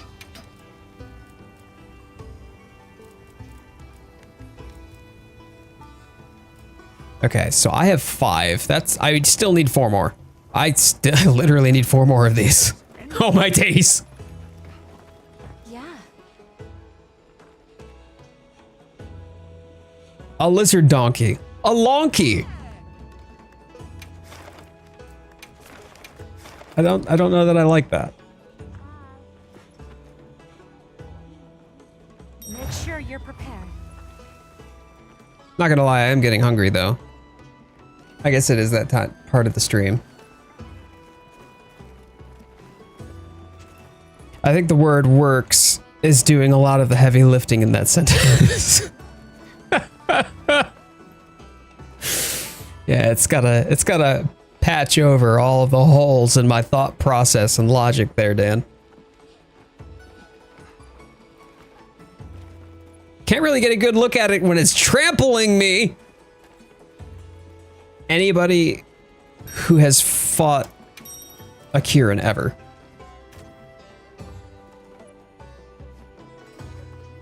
Although we've seen a lot of them, I think Brachydios would be an interesting choice for wilds. Only because it would be a really rude awakening for a lot of hunters. Also, if it's Raging Brachydios, Blast Scourge, And there's literally no answer to Blast Scourge in Wilds at present. So that would also be fairly interesting. We got this. Let's be on our way.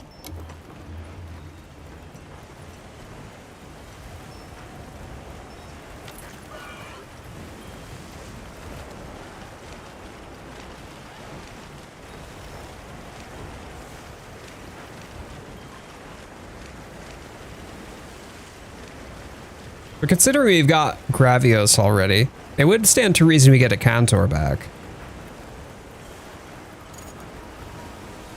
That could be doable.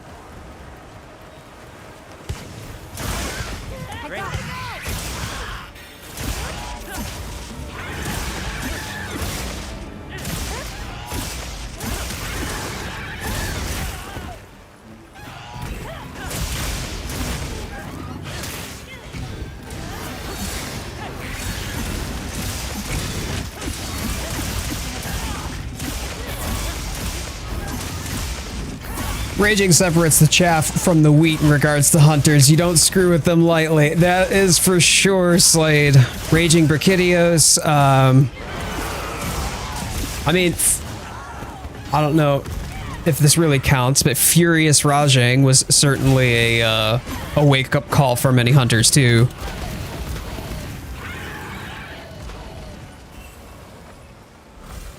But I did love how he kind of had his own...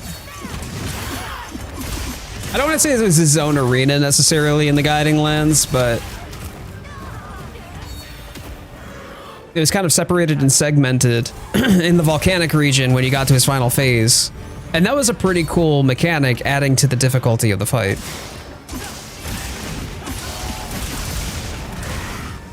Rajang, okay, yeah, Furious Rajang. Oh, Rajang separates the chaff from the wheat. I'm sorry. Yep, I did misread that. Yep. Furious Rajang in specific was a pretty stone wall for me. Regular Rajang not as much, only because he just wasn't as abusive with all of his AoE attacks. It was easier to mitigate because he wasn't in his furious form quite as much, his powered up form.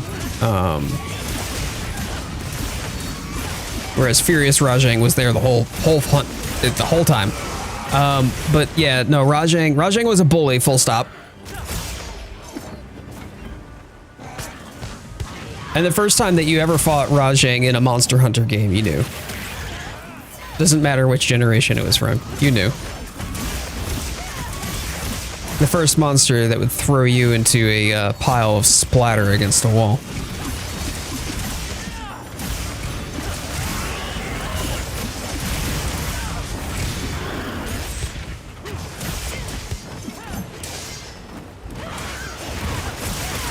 It does make a world of difference, 100%. Like, one of the biggest difficulties, one of the biggest challenges in this game is interpreting a monster's tells. That is key to every single hunt. You have to know their posturing. You have to know their attack rotation. You have to know their general behavior. You have to know where their weaknesses are physically on their body. Those are all pieces of the hunt that you can only get if you fought them, right? Like, you can get a guide that tells you this does more damage if you strike here. Sure, okay, cool. How do I do that now? Because you've just not been accustomed to that dance with that particular monster. But once you get it down, it's like riding a bike. So if you've fought Rajang in the past, then yeah, you know, you'll have an edge, to be sure, regardless of which generation you're playing. So I think that carries true very much into this as well, where, you know, the new monsters were certainly new, and that took some time to kind of discover. Think about the second open beta test that we had for Wilds, where they added in Chained Arkfeld, and you had to fight Chained Arkfeld in beginner gear at level 1. That was pretty cool, right? Like, you were learning a brand new monster. You were learning the strategies. And in that same way, I think that a lot of veteran hunters have a very clear advantage when they're talking about what monsters they're fighting or the difficulty that they experience within Wilds. I play Hunting Horn. All we do is dance. You can dance if you want to.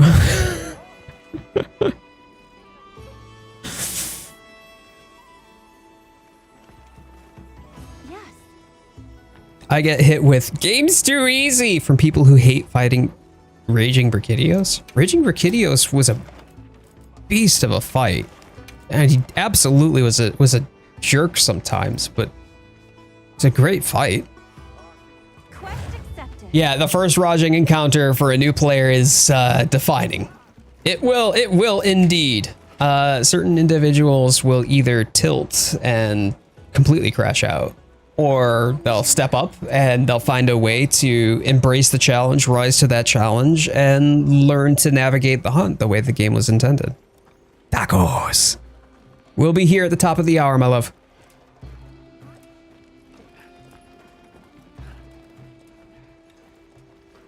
Yeah, you did damage. You did damage. Or people will claim artificial difficulty when met with a challenge. So what is it then? Is it the game's too easy? Or is it the game's too cheap and it's it's terrible design something because it was hard? Like, oh God, for fucking oh. I made a promise, J-Can, that this video was going to be the closest anybody would have, the closest that this channel would come to a crash out from me. That almost...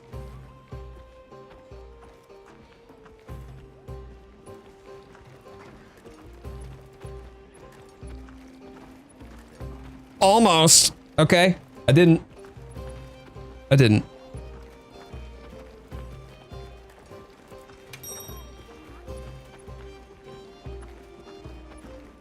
As an SNS main at the time, Rajang was a beast. Yeah. Oh my days. Thought you guys chat. No. Tacos. I got tacos. Hold it together, man. Fam, I'm trying, man. I'm trying. You got this. All right. I'm trying, man. Call upon the power. the wind, the earth, the water. I don't remember the quote from Goku. Spirit bomb. 5 episodes later. The game is too much of whatever the thing I want to be. This game is too much of X, Y, or Z because I find that I can complain about it. I think my line is arch-tempered. That is too much padding for a non-G rank hunt. I mean, there was a couple of arch-tempered as well in World, like base World, non-Iceborne, if I'm not remembering or misremembering. So I feel it's on brand. I'm not surprised. But I would prefer that they don't just go like that direction the whole time. Like that's the only thing that they do for expanding the content. I've talked about this earlier. I've talked about it in multiple streams before.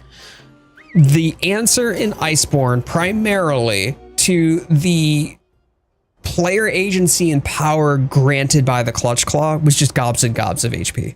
There wasn't a lot of variation to mechanics. That's why I liked siege hunts so much, but there just wasn't a lot of variation to mechanics. Or new monsters to scale the difficulty parallel to the amount of player agency afforded by the power of the Clutch Claw. And so hopefully, I mean, they're already doing it with the 8-star tempered apexes where they just like flat out doubled, I want to say, the HP for the 8-star ones. And I don't necessarily like that. I don't want them to go that direction to answer the incredible player agency that we have afforded to us by focus mode.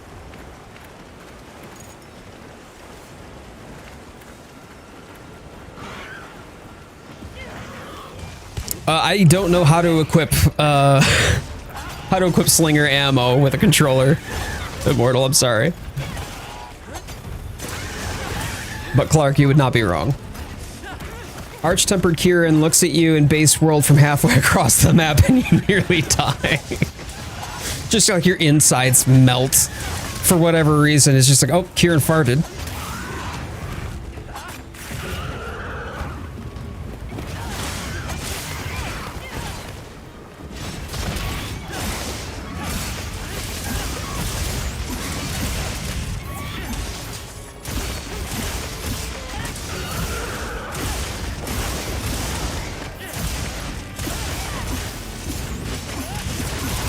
You press Alt F4 to equip. Do you want me to press Alt F4 right now?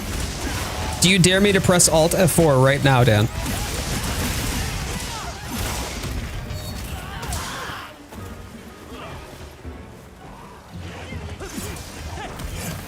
The Plesioth hit check without the Plesioth.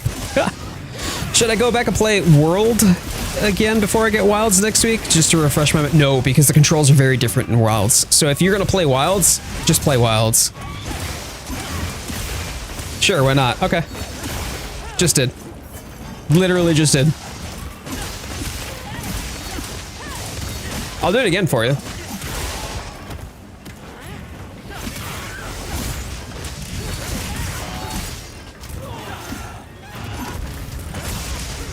Make it a triple dog dare. They have, no, I just Alt F4 twice. I literally did. Press X to doubt. All right, Dan, I'm gonna show you why you have no reason to doubt me after this fight. But hold on, let me do it again. Alt F4, Alt F4, Alt F4, Alt F4. The Alt toggles here, so you can tell that I'm pressing Alt, right? F4 here would bring up my menu. Alt F4, Alt F4, Alt F4. Oh, it's the power button to my PC. No. Now, Alt F4, you'd usually close a game. I think it's here. This one, right? Nope. This one? Yep, here we go. Disable Alt F4 force quit. It's on. You can see it's on. Just ask Lawrence. Yeah, she hasn't Alt F4'd out of the game because Alt F4 protection is on by default.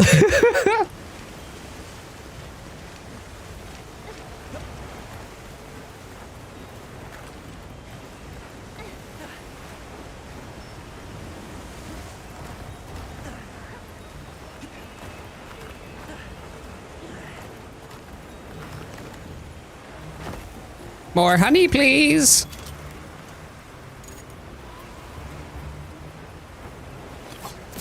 Why doesn't it hit him? It so should. But yes, Alt F4 protection actually occurs. Thank you for the flash.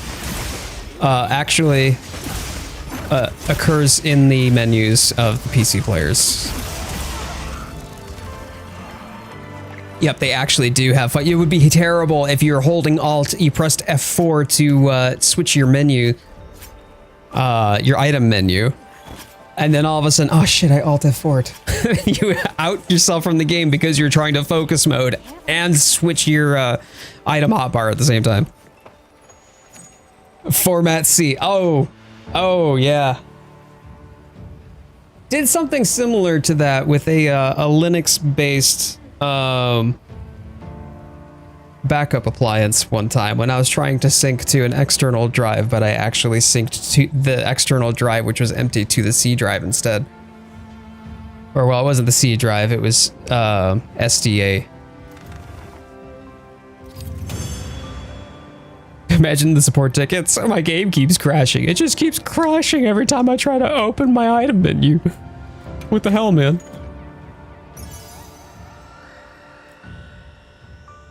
There's this weird bug that the Alt F4 setting screws with your FPS. Turn it off and Alt F4 to rest. Trust me, bro. Just trust me, bro.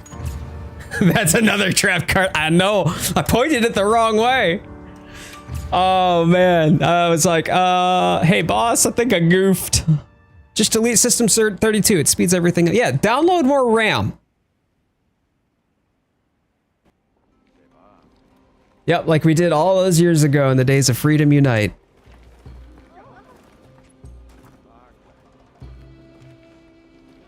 Formatting your hard drive? Or are you talking about the data transfer that you had to do? Yeah. Because y'all, legit, I have... Whoops.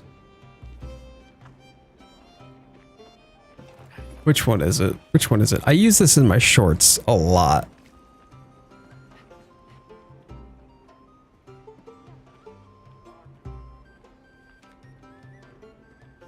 I'm probably staring. Yeah, here it is.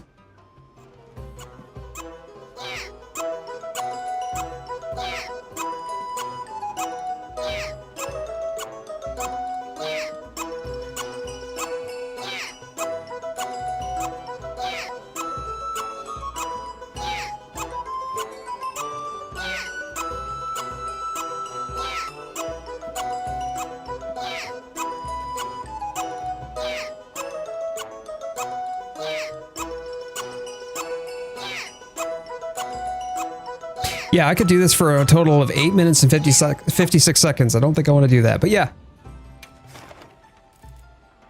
I love downloading more RAM.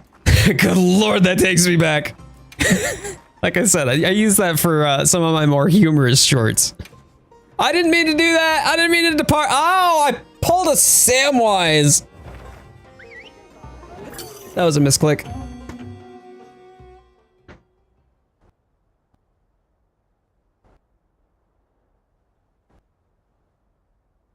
Yeah, Hans, anytime, man. Anytime. I'll keep an eye out for it. I might not be able to get to it tonight, though, but I'll try to get to it tomorrow if you send me a message, okay? The hunt is on. Let's have another hunt with no surprises today. Imagine the memory training of 1 terabyte of RAM on the first bit.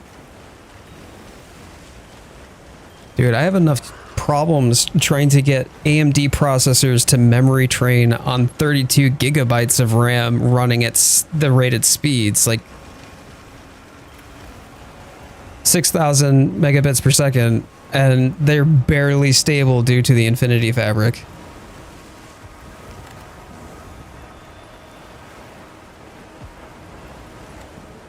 Yeah, okay, see you in a week. Yeah, okay, as if. Please don't reset your freaking BIOS settings. If you do a CMOS reset, you're going through that whole shit all over again, man. Gotta get ready to go to sleep. Hey, thank you so much. Hans, it's good to see you, bud. I appreciate you taking the time to hang out with me today. Accidentally turn off the computer and have to do it all over again. Yeah, you know, like just like how Lawrence had to go through caching her shaders again.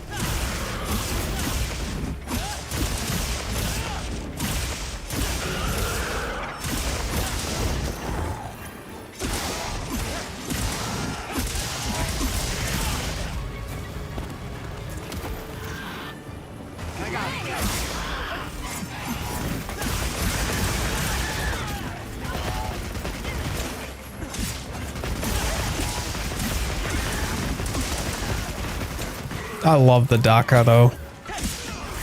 Oh, I love the DACA so much. Tablet hates me for typing. That's okay. That's okay. If somebody kept poking me and asking letters to come out, I'd probably hate them too.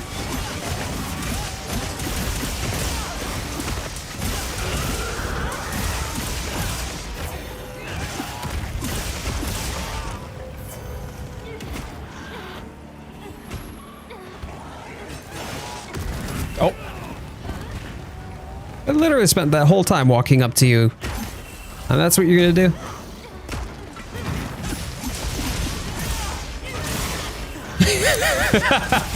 Sorry, Parsheth. Hate to rain on your parade, bud.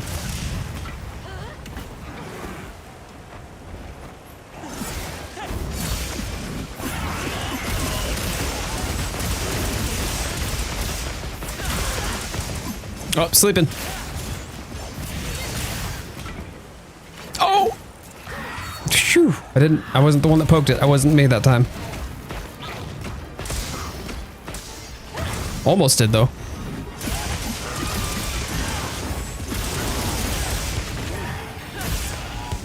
Oh, flubbed it.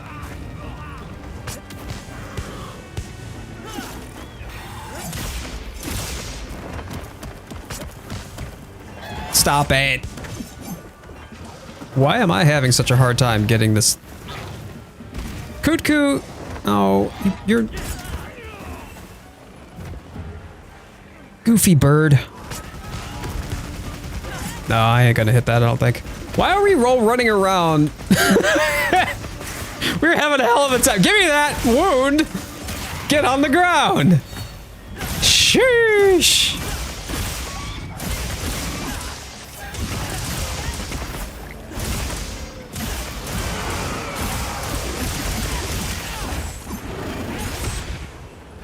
Yeah, I followed through on that one a little too early, I think.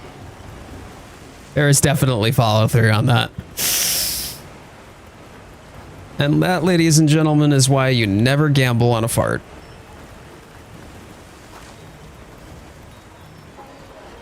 We were all having a hell of a time trying to figure out what we were doing.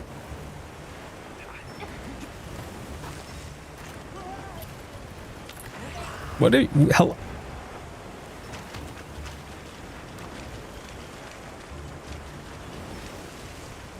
I fudged their huggies. Yeah. I fudged me huggies.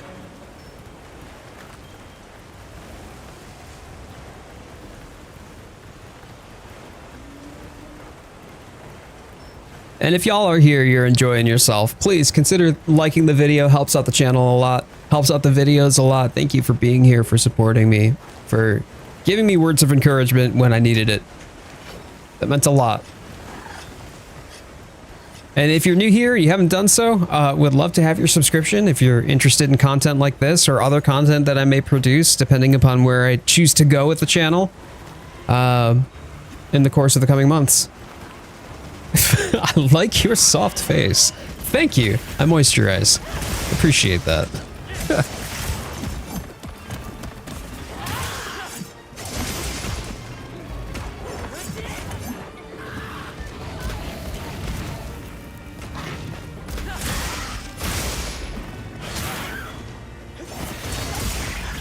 What did I miss? Oh, it was the primary discussion early on in the stream was just about all of the negative hype and the review bombing that's going on with Monster Hunter Wilds right now.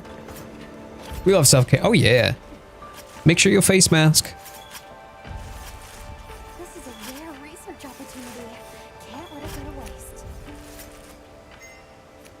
Oh, someone got something rare. GG's.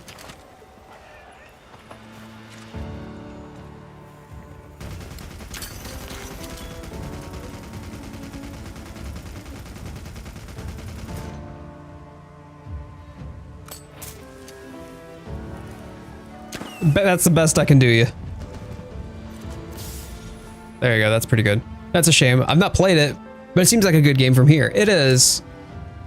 It is a really good game. It does not deserve the hate that it's getting, but there are some very valid criticisms against the game, and I think that it's important to understand and recognize the valid criticisms and where they come from, but also to recognize what our expectations realistically should be for the game. Only 4 months, not even 4 months yet, out from release. And we haven't even gotten title update 2 yet, which is coming at the 30th of this month, where Lagiacrus, a returning monster from previous rosters, is coming back. Clay masks are great, man. No, if you want your facial hair to feel velvety, do a clay mask. Trust me. Trust me. All right, so I think that means... Come on over, hello.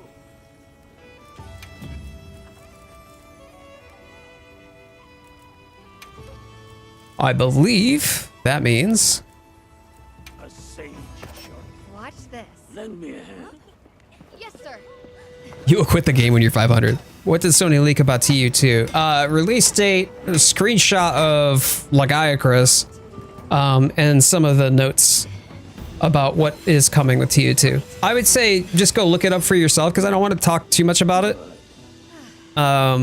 Thankfully, that stuff is indeed confirmed. However, the bigger problem is that there are people who are saying, oh, well, this is also the data mine leaks associated. And that's like, I'm like, that's not, don't do that, please. I don't think that's a good idea. I don't want people to end up seeing the entirety of everything. And so people have taken that as an opportunity to leak data mined information as well. Sony actually took it down. Oh, gotcha. Hello, Gemma. Yeah, Gemma is great. And the thing about Gemma too, I love Gemma so much as a character because you get to actually see her as a person throughout the game. She's not just there for eye candy. So she may be pretty for sure, but she has substance as a character, and I really like that.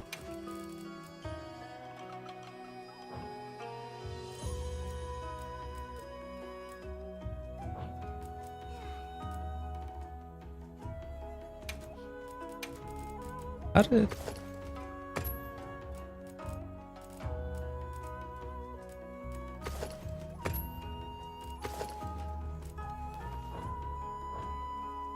Oh, wait. I need to take off. It's because I equipped it to the Palico. Hold up.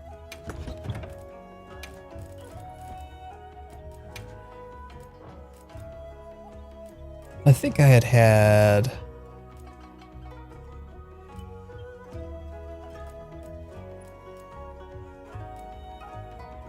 Yeah, we'll go with this. Cool. Yes, the Palico, and you can change your Palico's outfits and stuff like that too. Why does your cat look like a teddy bear? It's a Woodwood. That was actually why I was doing this quest over and over again. It's an event quest to get a Woodwood outfit for your, for your Palico. So, I'd say that about does it. We're going to be having dinner here, arriving shortly. Thank you for watching, y'all. If you have suggestions and you want to talk about, like, hey, what sort of things would I actually prefer to see you stream? Or what do you think would be a good angle to approach? Please, I'll take recommendations in the lounge in the Discord. Would a wood? How much wood would a wood if a would?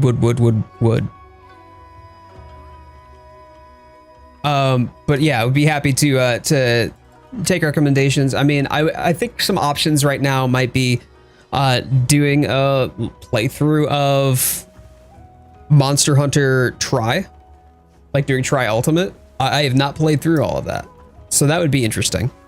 And then anytime that there is new content in Wilds, I could swing back to Wilds for the time frame of the new content. Or I could do a Expedition 33 playthrough and then pivot back to Wilds. That would make it difficult for me to make Monster Hunter content, and I do daily shorts, so it would be difficult for me to do the short form content piece. That might be the two options that I have here. So I'm not sure where we'll be going, but BZ, you have a very soothing voice, and it's nice to listen to you while I'm doing stuff around the house. BZ, oh, brother, you flatter me. Sir. If y'all don't know BZ's good people too, by the way. Go make sure to give him a sub. He's just a really good dude. Been a good friend to me. Jcan here in the chat too. Really awesome guy. Great kind of like father figure. He does Monster Hunter with his son quite a bit too. So if you're looking for some other like Monster Hunter creators or creators who have branched away from Monster Hunter and done other things as well, BZ and Jcan are some great people to watch as well. But with that in mind, it'd be 3U, Clark. 3U would probably be the like of it. Or Expedition 33 doing New Game Plus. Just that might propose some challenges with trying to get short form content daily. So we'll see. We'll see how it goes. But I'll take recommendations in the Discord, or if you want to reach out to me on social media and chat about it, you know, if you've got ideas as to where you'd like to see me go in the future, would be open to that. Titan tried to jump on top of a lamp. What is wrong with him? He's your son, babe. I don't know what to tell you. He just wants to be up. I know. What is our message for today? Our message for today. Now we're going to wrap up, okay? But when we wrap up, before we go, you have one mission, y'all. So please don't go anywhere. Did I miss anything? We're wrapping up Potato Chips, but you came in just in time. So anybody who is within earshot, I want you to type in the chat. I want you to type in the chat, happy hunting. Don't send it. Don't send it yet. Type in the chat so that way it's ready. I'll do a countdown. And then I want us all to happy hunting together. Okay, I'll do 3, 2, 1, happy hunting, and that's when you send, right? So type it out in the chat, have it ready. I'll give you a moment to go. Get it typed up. Leave it there, don't send it.